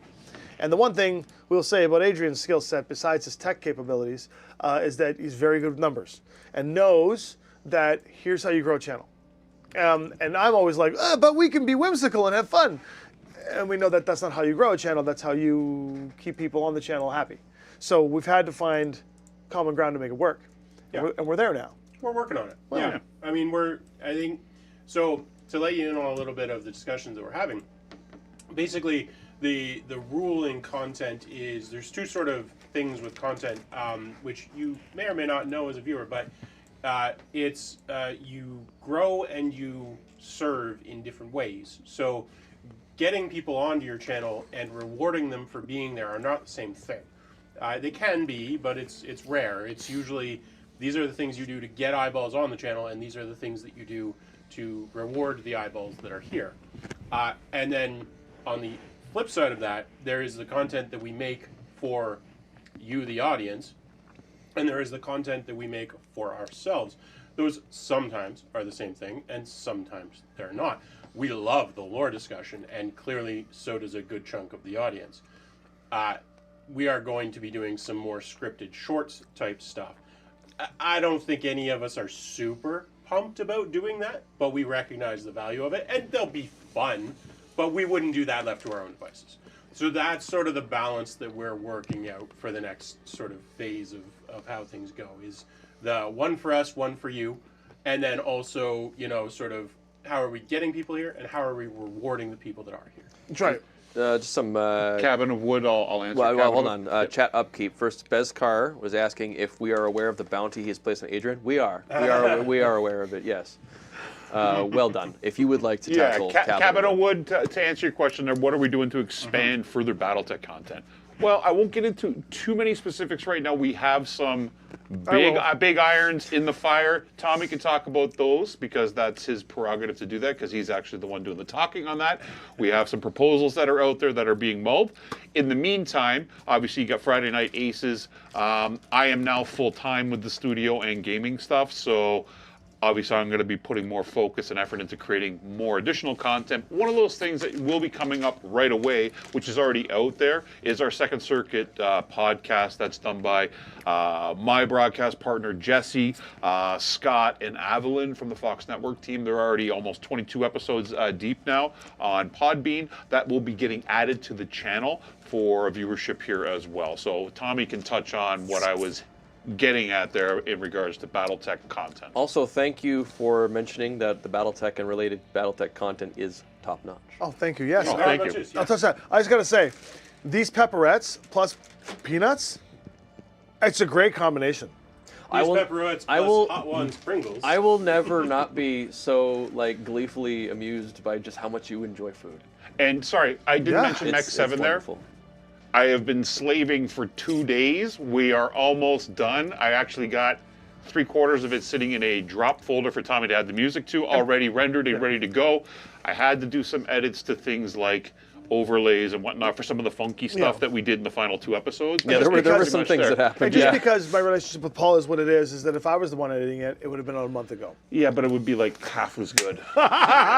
Okay, so as for BattleTech, so we've had a lot of discussions on whether we should have separated the channel into a BattleTech channel and a D&D channel. I know it's smart for a lot of YouTubers to have multiple channels. I understand that. I don't know why. I can't get past that. I want a family. And I know there's like next to no Venn diagram between the BattleTech fans and the D&D fans. There are some, like Beskar. Hi, Beskar. Beskar Red. There are some, and there's nothing wrong with the fact that you're into BattleTech and not D&D, or vice versa. But I think we've now decided that it's more of a focus on who we are as people and the games that we play, and because you're here to see the content. But I think you're also, and you can correct me if I'm wrong in the chat, comments, anything else you see when you see this, but you like us too. Like, you like talking to us. Beskar, I know you love torturing me in games, and Adrian now, and Paul, and eventually Devin. You'll start torturing us, and that's fun because we like when you do that. And that is you torturing us. I think it could be any game we play, you'd be here to torture us in a great way. And so I think that is an important aspect. So now we're focusing on giving you content in the realms you were excited about as us. So yeah, you will eventually see Paul do more D&D or Shadowrun and more RPG stuff. And you may see Devin be forced into playing some BattleTech. Well, and to be clear, I actually had intended to be on the BattleTech Friday nights. It's just, I can't do Friday night at that time. Yep. So, we'll do more cross-pollination. Like, there's, whether people are into BattleTech and D&D, I like both. you know, Paul likes. Well, we've talked about things like Call of Cthulhu. Yeah. Even if individual viewers don't necessarily like the whole gambit, we do. Yes. So, I like all of Gambit, not just his hat. That's right. You were touching on further BattleTech content. well, I mean, so what I think is interesting is there's a cool combination of two things one thing you both said that's combined, and that is you made a comment that people love it when we talk about Imarian lore. I think they like the Imarian lore because they're fans, but the new folks that join in are interested in lore discussion in general because even watching even watching us discuss Imarian lore, they're watching us world build live. Yeah. And that helps them with their cool worlds, which we also want to learn and know about. So feel free to tell us. Well, when we're details. talking about why we made decisions for Imaria, it applies world building. World building. Now, I want to do that with BattleTech in the sense that I need to learn BattleTech lore, considering how influential myself and my design partner Josh has done for BattleTech in terms of the Aces inception. So BattleTech Aces, for those of you that don't know, is a cooperative version of a 40-year-long game of hard competitive play, which has changed the face of gaming, especially for BattleTech. And the numbers now dictate that as it's been the #1 product in 40 years. So it is an incredibly the numbers and the zeitgeist are saying that this is where gaming is going. Now, I'm not going to take any credit for the mechanics of Aces because we all know #blame Josh. We all know that Josh is the architect and the mastermind behind that engine. I'm the only one that just pushed it through and then made sure that it happened. And then after it happened, you had banner bearers like Paul who took the banner and ran into the battlefield and like united factions to make it happen and then did development work. And so, but now that I've had such an influence on BattleTech, I need to learn about it because I'm kind of a fake it to make it. I don't know BattleTech the way Paul does, the encyclopedia of Fox. And so I think doing lore discussion for BattleTech, but having me sit there and ask questions like I do at any other thing, is a program that looks like we're going to do. Then Paul and I are going to play more games together because we have a lot of fun harping on each other, and I think the audience likes that. And we're gonna play some board games too. And we got to get Hero Quest back at some point. Yeah, I mean, Best board game games ever are a made. nice neutral thing where like we all enjoy board games. Codenames would be fun. I think we should just play Monopoly and fight. And just like See, this is why he's not in charge of creative directing. Full contact Monopoly. I was gonna say Full contact Monopoly. It'd be good. You know what? We should play Monopoly. Hey, are you gonna buy? It's just like, just fucking grab the stick. That'd be Are you gonna buy Boardwalk? Don't get boardwalk over my dead body. I will play Monopoly with real money. Couple things. First of all, Mezcar. Yeah. Don't worry, yeah. there will be evidence of the ultimatum when it eventually happens. It will happen on stream. You have my word. I have put a moratorium on anybody trying to cash in on it outside of What's this? specific streams. The bounty. the pie? bounty. Yes. Pie bounty? Yeah. Oh, I can't wait. There are requirements on it, and they insist that there will be definite evidence of it. 2, Jared, obviously we know that you hate watching us. Obviously.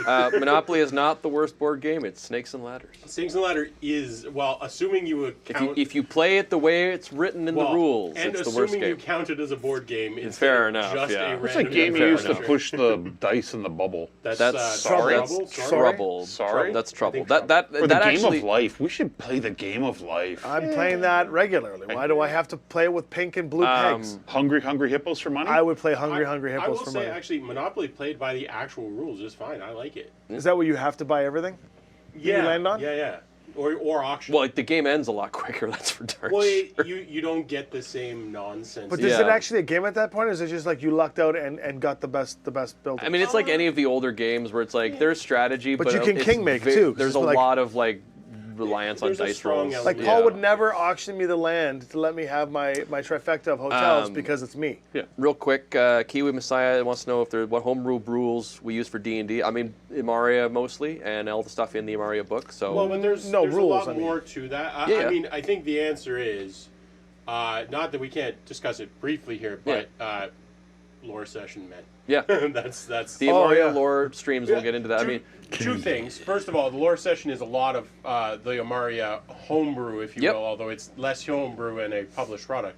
And we are going to, as we run down the Imarian lore, which we're a getting our ways, way but through we're there. getting there. I figure we're probably going to keep that going, and we will talk about Yeah. all of that But stuff. just for your discussion, so that you know what we're going to talk about, I think we could talk about the luck roll at some point, because that's Yeah. a really cool homebrew. Well, I mean, a homebrew rule would be any of our subclasses or species or feats I or think spells. she means more like any RPG rules, not so much the D&D mechanics. I mean, luck roll is yeah, the luck other, roll the is other the one main one is that we how I use. handle death when I run games, Sure, yeah. which is a homebrew rule, which is Yeah. nuts. But we'll get to that. Also, whoever does come to October, they want to buy us a drink or two. You certainly can. There are lots of opportunities for that. Fair enough. I will. Yeah, well, now that we're coming back again, there'll be a lot more opportunity to hang at the Yeah, show. Jeremy And off. Crab and I are on the same page about Snakes and Ladders. I do not think it's a game. I think That's it is fair. just silly. But yeah, so I think we're gonna do a bunch more stuff. The goal moving forward, not that we're gonna stop doing the stuff that we're doing necessarily. It's just I think we're going to give us more opportunities to showcase us. B's comment is exactly the reason. It's like the reason why I watch the content, and this, I know we don't take it as criticism. It's exactly the point of why we're having this conversation. Yeah. Is that she's here to watch us. Yeah. The content is second. I could play, like we could all play in Shadowrun. She'd watch it. We could play in Cthulhu. She'd watch it, as long as it's us, right? And that's important. And so that's exactly why we are redefining the channel as us. Yeah. And the content is. And we want to give more opportunities too. Like when we play D&D for 3 hours, a lot of it is role playing. We don't necessarily get a lot of time to interact and a lot of time to just be ourselves. Whereas if we play something like when we played House on the Hill. Yes. What's the actual name of that game? Betrayal at the House on Betrayal Haunted of the Hill. House on the Hill. Betrayal at the House on the we did some RP, we had some fun, but we also just chatted. Yeah. We hung out. It was I great. mean, we also kind of did that with the Dread game. I was going to say, Dread was probably more like us That was being a very Jabos. like 50-50. Now again, this comes back to one for us, one for you. We're still gonna play D&D because we all love D&D, but we want to open up more opportunities to spend time with the channel members. Yeah, at this point, I think the people who are here are part of my identity now. Yeah. Like, I couldn't imagine not jumping on stream and chatting with these people. Yeah. Like they're part of my desire to creatively express, right? Yeah, So and you guys fuel me. So. I actually feel really bad when we're playing Tides and there's chats and I can't get to a chance to read them because like the game's going well and I don't want to interrupt it, but it's like also, I feel bad. Yeah. Which is So- why we like doing these kinds of streams where we just Yeah. get to kind of hang out with you guys and just talk about stuff that we like to talk about. Yeah, and all the better if we have a vessel to murder each other playing board games. So whatever. I will say that today's chatting for the Imaria lore was particularly exciting because we had people chatting. Yes. And when people chat, make comments, and ask questions, especially on the Twitch side when we got raided and everybody was genuinely curious about what we're talking about, that fueled it to the point where I'm like, that's why I'm like, we're not stopping and restarting. We're just going to keep going. That's why I asked because I was like, I think we should keep it. Yeah. Oh, Meeples Gaming. Hey, Ireland jumps in. Hey. Yeah. Now we're all over the world. So yeah, I mean, bottom line, everything that we're going to be doing going forward, we're going to be trying really hard to balance getting in new viewers, but then really rewarding and spending time with people that are here.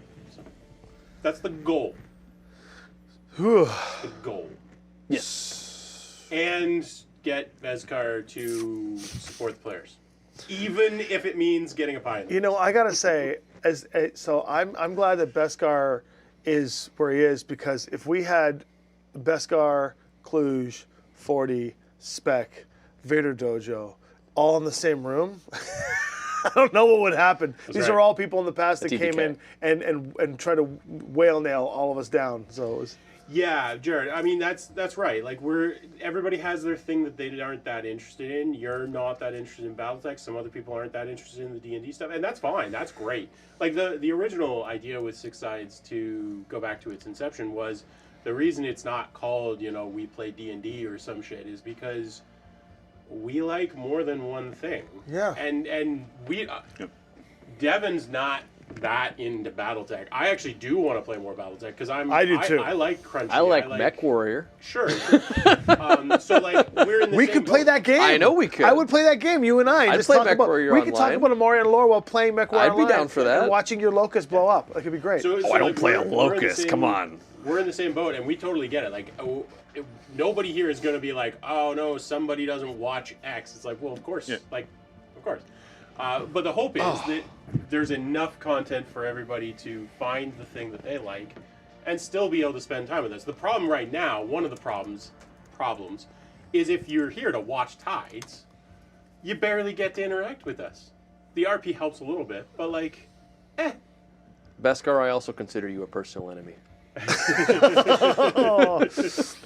Kiwi Messias is something really nice. Yeah. International. The amount of international viewers we have. Have you ever thought of the fact that the sun literally never sets on your fan base? well, so yeah, absolutely. That's so awesome. I said earlier, the Discord is 24/7, and there is a lot to be said for that. and I've always There's always up something until to wait. 5 or There's 6 always, in the morning. there's always something to wake up to. Partly our group, because of our different sleep schedules, one of us is very frequently around, and then partly our fan base is very international. Jared, and yeah, it's great. There is a consequence to not liking BattleTech. Beskar, just make sure you inbox Jared for the next 6 weeks about how good BattleTech is. You'll love it. Don't do that You will to love Jared. it. No. You will love it. The after, consequences. or you'll hate Beskar. The consequences of not watching BattleTech is that you see less of Paul, and that is a good consequence to have.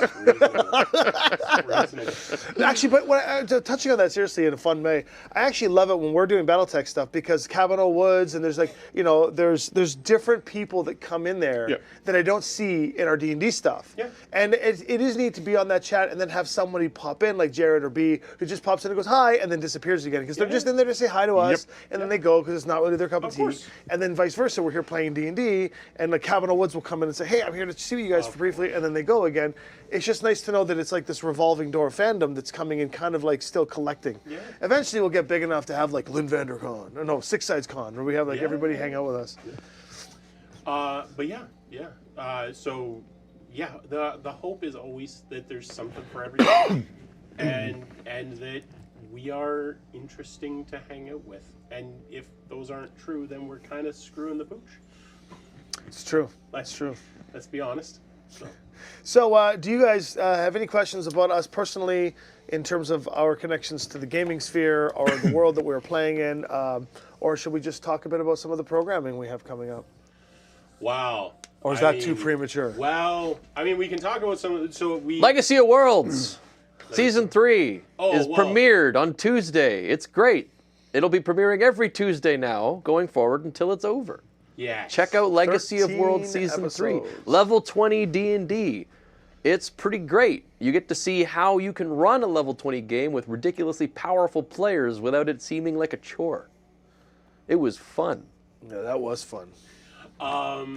Here it is. You can go click on that link and you can go thumb that up if you like it. Comment if you can. That's how we actually grow the channel too. Is you guys, your engagement is important. It is. And hey, Jared, we're never going to say no to somebody pulling up the video, whether they're actively watching or not. What? He said sometimes he just pulls it up to give us the view. For That's true, I think yeah. BattleTech Yeah. specifically. We will not say no to that. It helps. It really does. So, upcoming content, like we have Mech 7 is coming. Yeah, so Mech 7 is coming out in March, and so is Shadowrun Season 3, World of Shadows. It's Catalyst month, basically. March is basically, I don't know when in March, it might be week 2, but we're going to launch them. Adepticon is the end of March, right? Third week. It's the third week? Toronto Comic Con's the second week. Adepticon's the third week. What date is that? 20. We leave here. No. Is it the 21st? Yeah. No, it's the 28th. No. It's Yeah. over You know after what? the If 28th. they're going to be there, they probably know the date. No. Hold on. Because it's the same weekend as PAX East, So the which is the 28th. No, it's not. It's not. Let's say right I now. don't know. Google exists. Yep. Anyway, the point is, what I'm saying is that we could time Mech 7 to come out, but we want to make sure that Mech 7 doesn't come out, because we haven't actually picked a launch date for Mech 7. We just know that it is coming out in March and not the end of March. Sure. But Shadowrun's going to come out before that, because Shadowrun is much faster to its edit. It's almost there. Adepticon's the 25th to the 29th. There you go. That's the fourth week. And then it's the end of the third week, and then the end of the second week we're at Toronto Comic Con, which is like the 16th, 17th, 18th, or something like that. We're off the 19th. We drive on the 20th. I don't know. So it'll be somewhere. It would be the fourth Mech 7 will be coming out in Smarch. Yeah, that's right. So anyways, to upcoming content, the things we can talk about, because part of the discussion that we're going to be having later tonight is what content we're doing and how and when and everything else. Things that we do know, Mech 7 is coming out, Shadowrun is coming out, some D&D stuff is currently coming out. We are going almost certainly to be doing Shadowrun live play. Now, when I say live play, I don't know if it'll be pre-recorded or not, but I mean, we're not going to, it's not going to be scripted, it's not going to be edited heavily, it's going to be, we sit down, we play full session, and you get sort of the unedited. You'll see my rigor. You'll see my rigor. We need to have some discussions about. Thanks, how we can Captain Conch, Beskar. We've all been given new see titles that? by Beskar. That's right. So we. Manic Genius, I think, suits rather That's nicely. pretty good. Yeah. Ral Zarek. I get to be Tech God and I'm the rock. King of That's Consistency. right. I am the King of rock back Consistency. Battletech. Yeah, you're the BattleTech rock. I am the Ayatollah of The Mecharola. hell is Ayatollah? That's old school WWE Chris Jericho. The Ayatollah of rock and roll. WWE. I mean, Look, Come I'll be honest with you. No. Look, it's a deep cut, but I'm not sure it's the right kind of deep. There's a fair crossover of wrestling fans There and is, nerds. There yeah. really is. It's shocking. There is, It's there is. shocking. There Thank you, Beskar. And so anyways, Shadowrun live play again could be pre-recorded, could be like live streamed. We're not sure, but it will be. It'll be out. It'll be something we're We doing. will be live playing in front of the cameras. Whether you see it as it's happening or not, we will undecided. I think we can say with pretty certainty that is coming. We're not sure when. I think we're going to pivot, not entirely for sure, but I think we're going to pivot more to talk shows like this live and pre-recorded stuff that either get I premiered think or so. based on the fact that you're becoming members of the channel, we can release the only reason why we haven't released Legacy of Worlds as an entire series for the membership to watch ahead of time is because YouTube doesn't allow us to release the show with a pre-record video, and we have a sponsor for the show that we wanted to honor, so we made the pre-record video for Infinite Stories so that it can play before the premiere each week, which is why we're premiering it. I completely missed out on that premiere for the opening episode. I wanted to be there for that, and I completely made a mistake and missed it. Because when I was sitting at the round table with the gang, and I'm like, oh my God, Legacy of Worlds just premiered, and I missed it. Well, Chris Paul Jericho just got vindicated. Yeah. Oh, you got vindicated, buddy. Kiwi appreciated your deep cut. My deep cut. Said He said Chris Jericho was awesome. Shout out, see? Paul. Chris Jericho is awesome. No, You're he's becoming Canadian a fan. too. You're becoming a fan of the New Zealanders. They like you. You have to come to Armageddon Con. Oh God, here we go. You should come to Armageddon Con. Bring BattleTech. Oh, sure, why not? I'm there. I'll talk to Armageddon Con. See if we can have BattleTech down. That'd be great.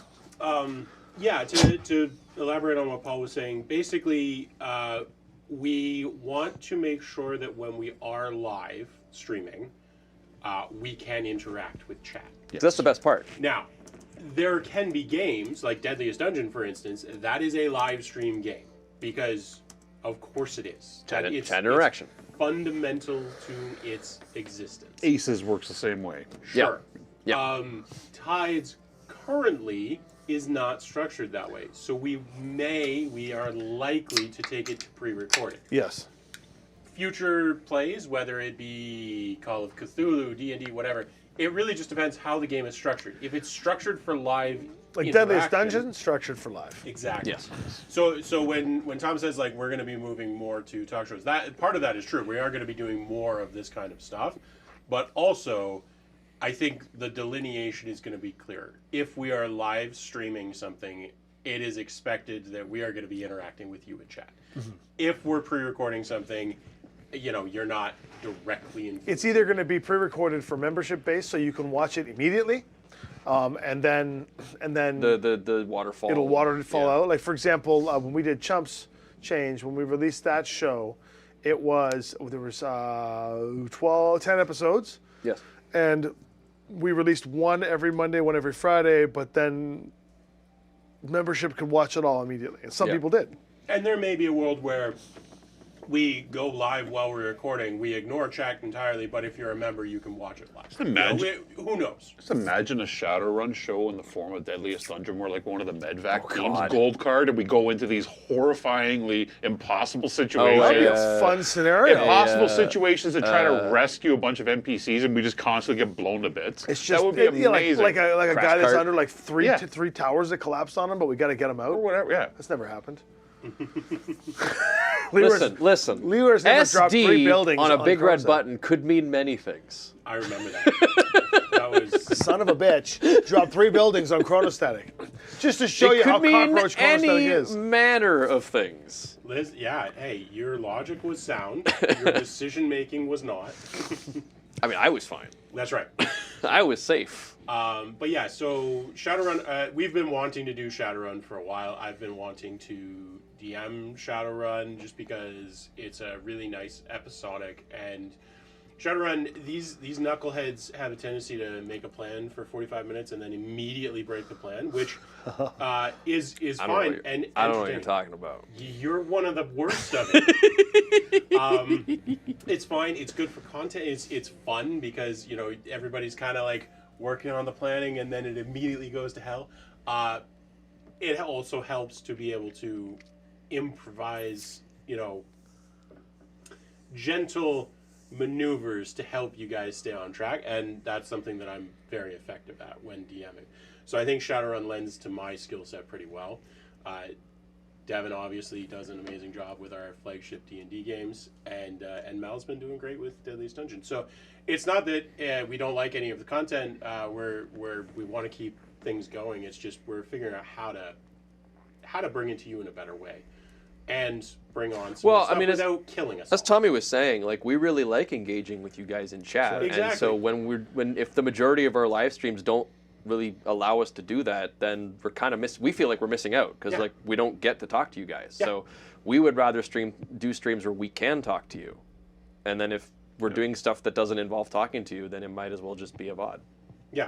Yeah, and like we're not basically anything where the interaction is good already. We're not going to be taking away from live streaming. It's just Tides is the example where there are weeks where we don't really interact with chat because the RP is cutting deep and we don't want to interrupt it. Yep.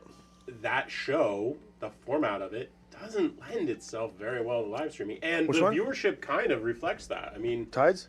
yeah. Yeah. There's a lot of people that aren't, and this isn't a bad thing. I'm not saying like, hey, why aren't they here? Yeah, I get it. It makes very little difference right now if you watch Tides live while we're doing it, or the next day, or the day after. And what I find interesting is, like for so to stream it for the sake of streaming it means that the people that are watching it live, if we can interact with you, you're not going to watch it on the VOD, and we want the VOD to actually Also get the true. views. So there's no point in us streaming it when we can't interact with chat. That's the key. So but because it's also extra tech bubble issues that could occur. Yep. So if we just pre-record it, we don't have to worry about internet issues. Then we can actually edit it if something goes wrong, and then up it goes.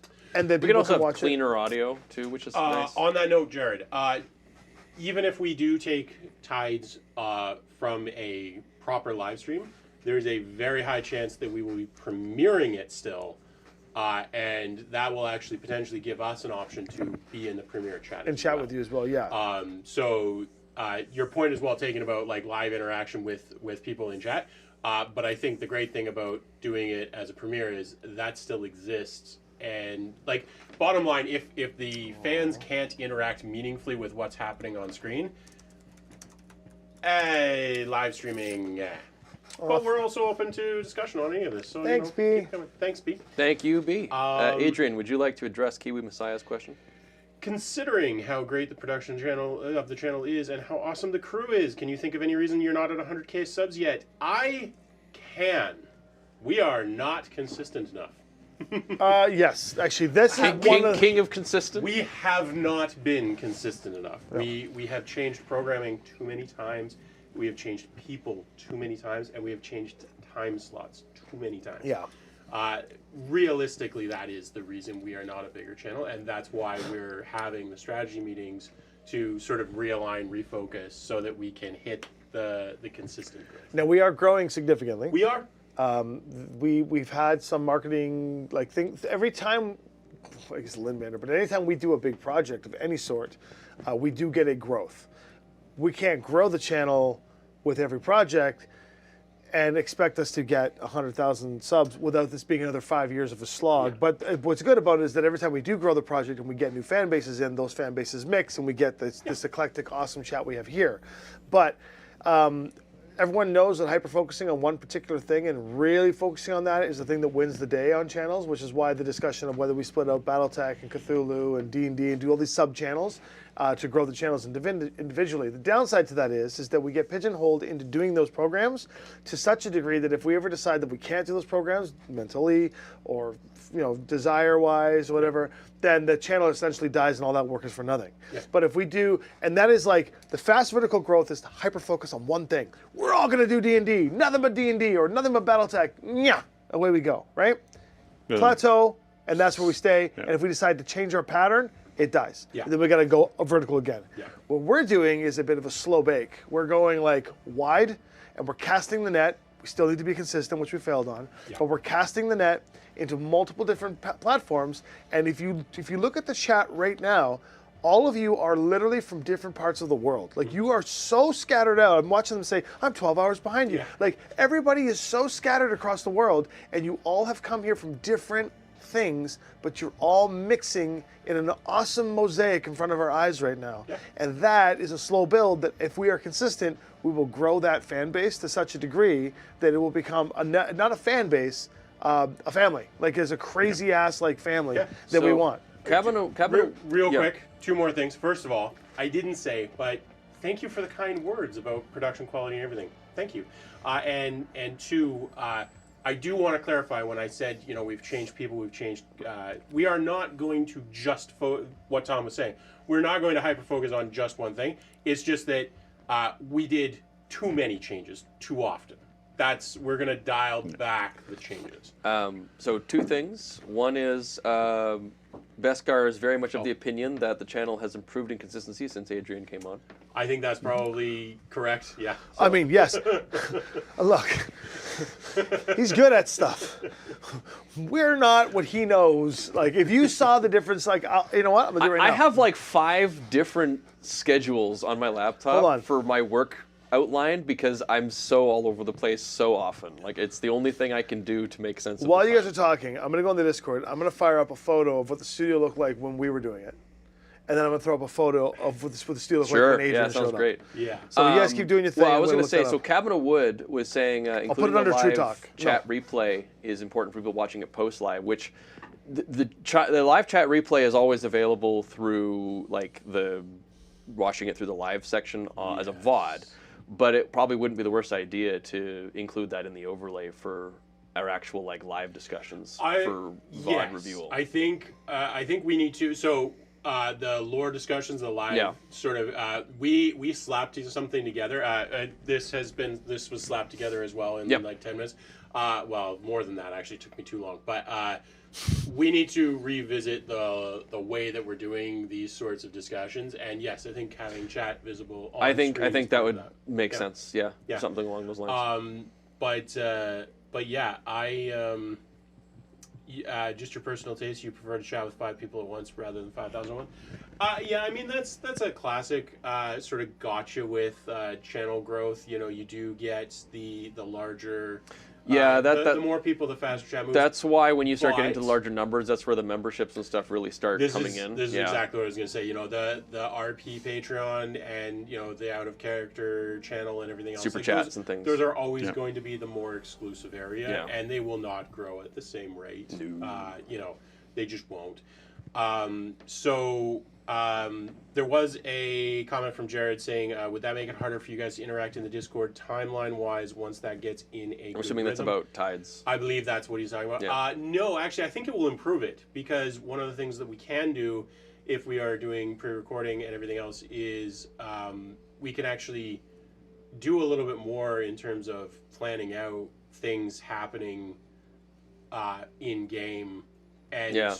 Like, we can record what's happening and then act out some of those things in the Discord just after we wrap Yeah, up. I think and be it- like, I think hey, it- everybody, sort of like this is the update. I think it will actually help, like you're saying, because it gives everybody a very clear understanding of where we're at timeline-wise, and it also lets us seed things that are like foreshadow stuff that's going to show up later and things like that. We will have to. There's going to be a learning curve there. There but will I be. think on the whole, it'll be better. And also keep in mind, like when we say we're going to pre-record it, the time delay between the pre-record and the going live doesn't A week or won't two. necessarily be very long. It's gonna be There like a will week or two. weeks where it's you guys are gone at a convention and we're queuing it up, but a lot of times it'll be a day. So. So yeah, having a comment that's being answered or talked about pop up on screen. Yeah. I mean, you're right. That is really good. I mean, at some point that would be lovely. As far as I'm aware, that's a fairly it requires a little bit more logistics involved there. Usually, you need like a mod or something to feed those things through. I think. Yeah, I mean, I have not looked into the most recent tooling for it, but I mean, worst case, I'm sure I could write something. At bare minimum, having the chat scrolling on the overlay, I think, is at least a good first step for our live discussions, especially from the one we just had for Imaria lore. Having a lot of that up there would have been great for any VOD views that we want to do. Yep. So for those of you watching, I put it in the Discord. Let's see if the Discord. I think that's YouTube. I'll put another thing. If you're not in the Discord, check it out. So under the tech, I put 2 photos up before Adrian to what I think was the best of our studio's build out, and that was that was the Legacy of Worlds with the spaghetti mess. Oh yes. Oh yeah. And you'll notice that everything's on the floor. Yeah. Like there's like we have like nowhere to move. Like anybody that walked was a tripping hazard. What channel did you put this in? Under Tech Discuss. Tech Discuss. And then if you look at, I just took a photo literally right now of us, and you can see the truss, the cleanliness of the wires. Nothing's on the floor. Actually, the wires are a huge mess right now, and I need to redo them. That's my fault. But how everything is like shelved, yeah. You can see the little red Velcro that I put down on the carpet to block off where the background starts. Yeah.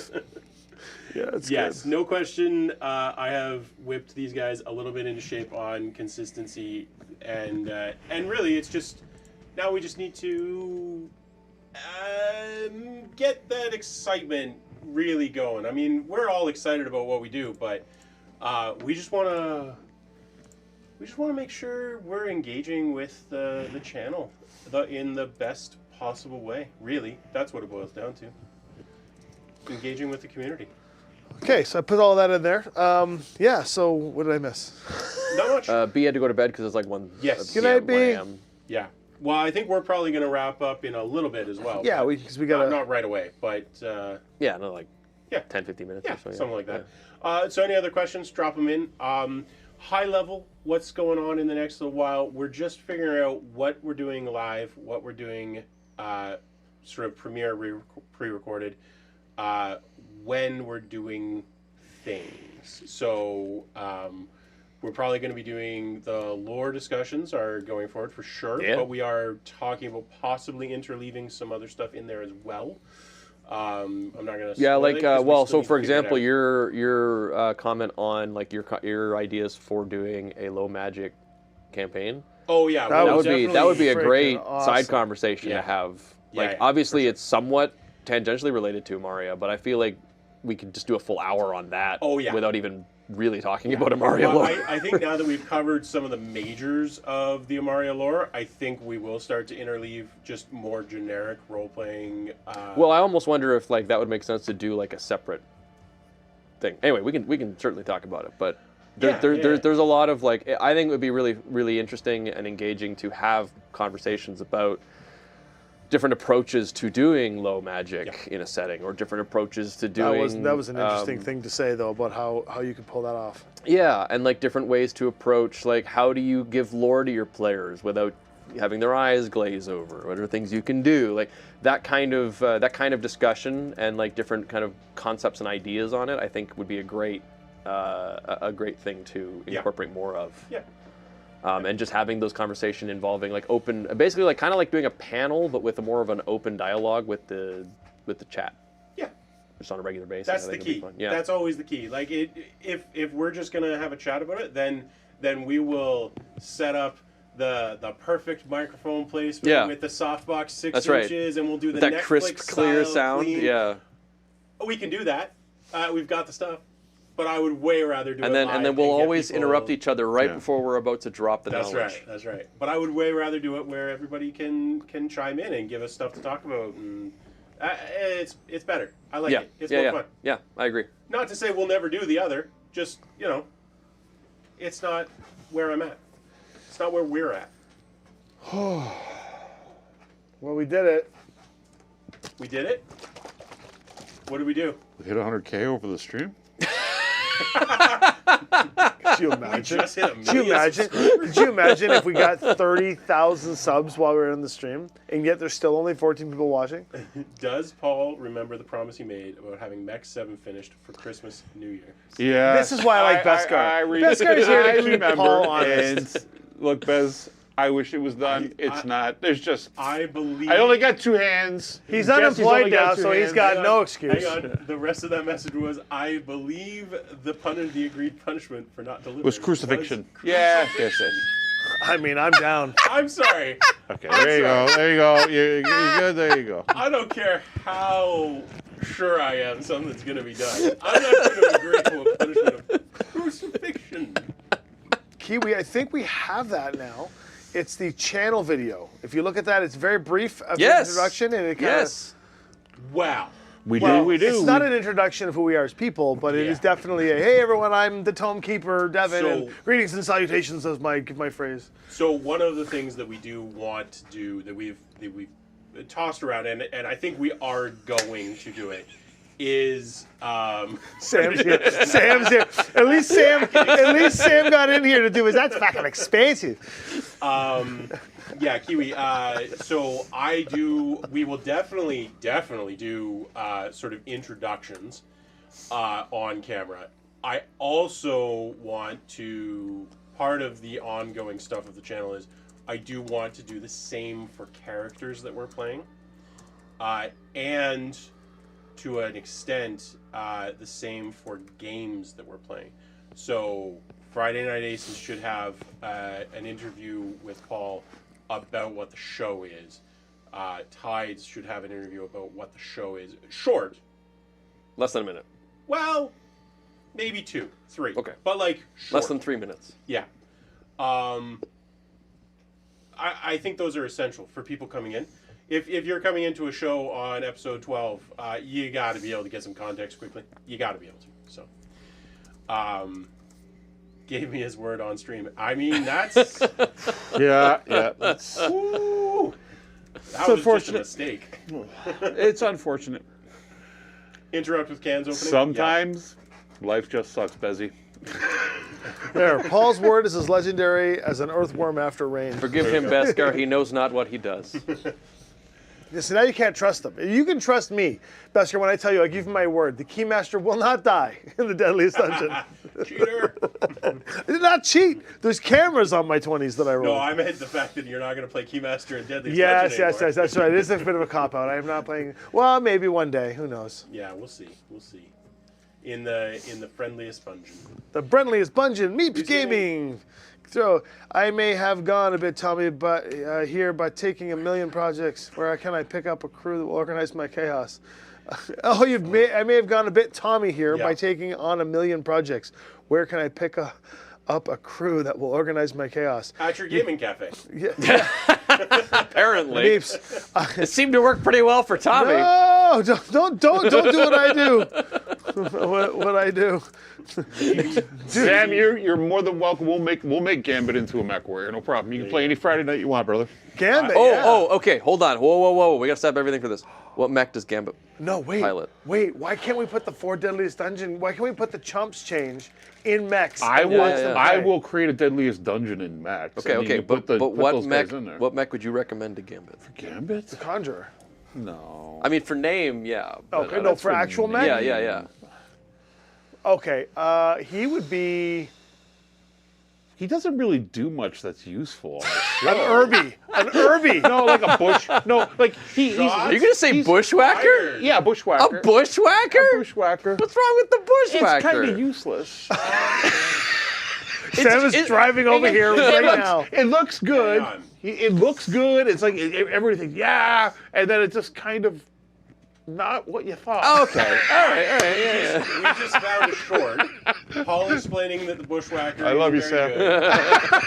good. This is just a skill issue. This is not. Oh my God. How Gambit. dare you? Keymaster would be a locust. Wait, what's the most unkillable mech? Fire I moth. mean, Unkillable? Oh, that's easily killed. What's an unkillable? What's a very quick, fast The Phoenix Hawk Lamb.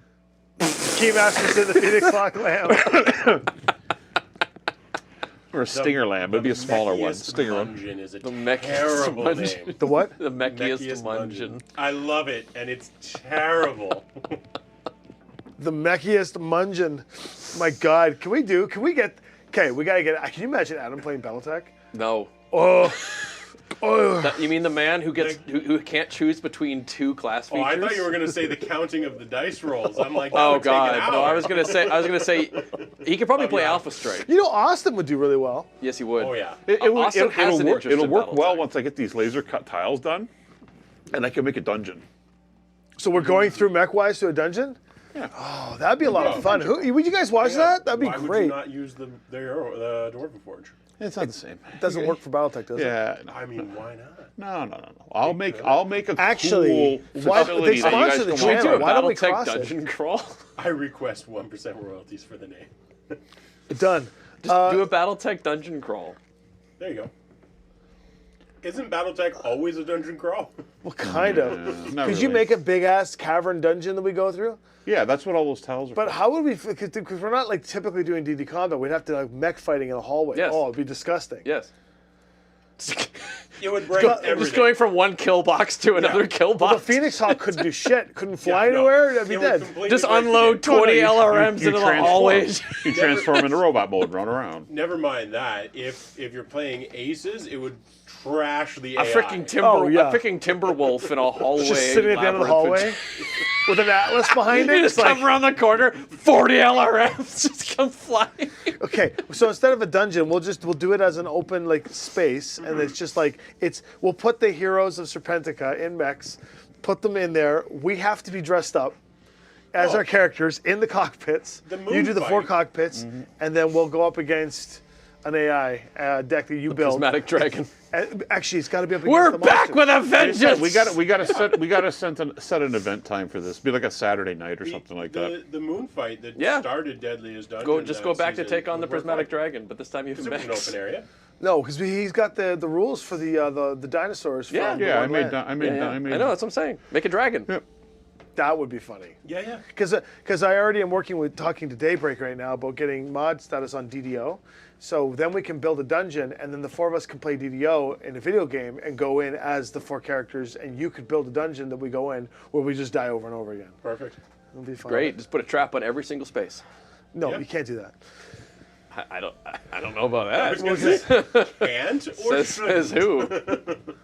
A Solaris tournament, yeah, where we have to defend each other against an entire armada. Just gladiatorial. I'll just send out the monster of the deadly- monster of the day. The heroes of Serpentica versus Josh Dirks. There you go. In one mech. Then we have to do Leroy and Chronostatic in there. Oh God. Not a bad idea. No, We just Leroy would be an Can I Irby. play? If I'm playing Leroy, can I play as one of those guys in the suits from Mech Assault who you can like go in and take control of other whenever people's mechs? we No, we Leroy take the would be cast an of Irby. every show and we run them through Aces sorties, including whenever celebs are here, we run them through it too, all the way through. Yeah, No, we want them to come back, Paul. Yeah, well, no, you want them to come back to the D&D studio and not want to be downstairs in Well, the that's fair, BattleTech yeah, studio. okay, yeah. That's the difference, right? It's like, hell with that. They'll stop- I'll go downstairs They'll where stop it's asking cool, questions right? about the strange man in the basement. With no shoes on. Who keeps telling us there's ghosts? That would be funny. I think we should wrap this up. Yeah. Not that we haven't had a wonderful time. We have, but we got work to do. We got Yeah. a meeting. Yeah. We got a meeting to have. So We do. But we'll be here Friday night for Aces. Yep, Friday Night Aces. And, And then, I'll see you on Sunday for the Deadliest Dungeon. Dungeon. And I will be using my iPad in case I do, in fact, get pied on Sunday. And if- It's a possibility. For those of you wondering, Friday Night Aces, I haven't put the thumbnail up yet for it. The reason being is I got to talk to Andrew Crow from Wolfnet. He's going to probably come on with us Friday Night Live and play remote. So exactly two people once who we- are watching the once- stream. once know we who get we're it- talking about. Right? and we will we will get that up for you tomorrow. Okay. Sounds good. All right. Thank you so much, everyone, for hanging out. We're going to go and have a meeting, and we will see you. Yeah, don't forget to do all that thing you do to help with the algorithms. Put comments when this is done. Like, comment, and subscribe. Yes. Like, Comment, subscribe, comment. join the Even if it's like- Discord, and tell 5 friends. Tell Tommy to five buy a friends. brush for his hair or whatever. Tell Paul to buy a brush for his teeth. There you go. whatever. Like, All right.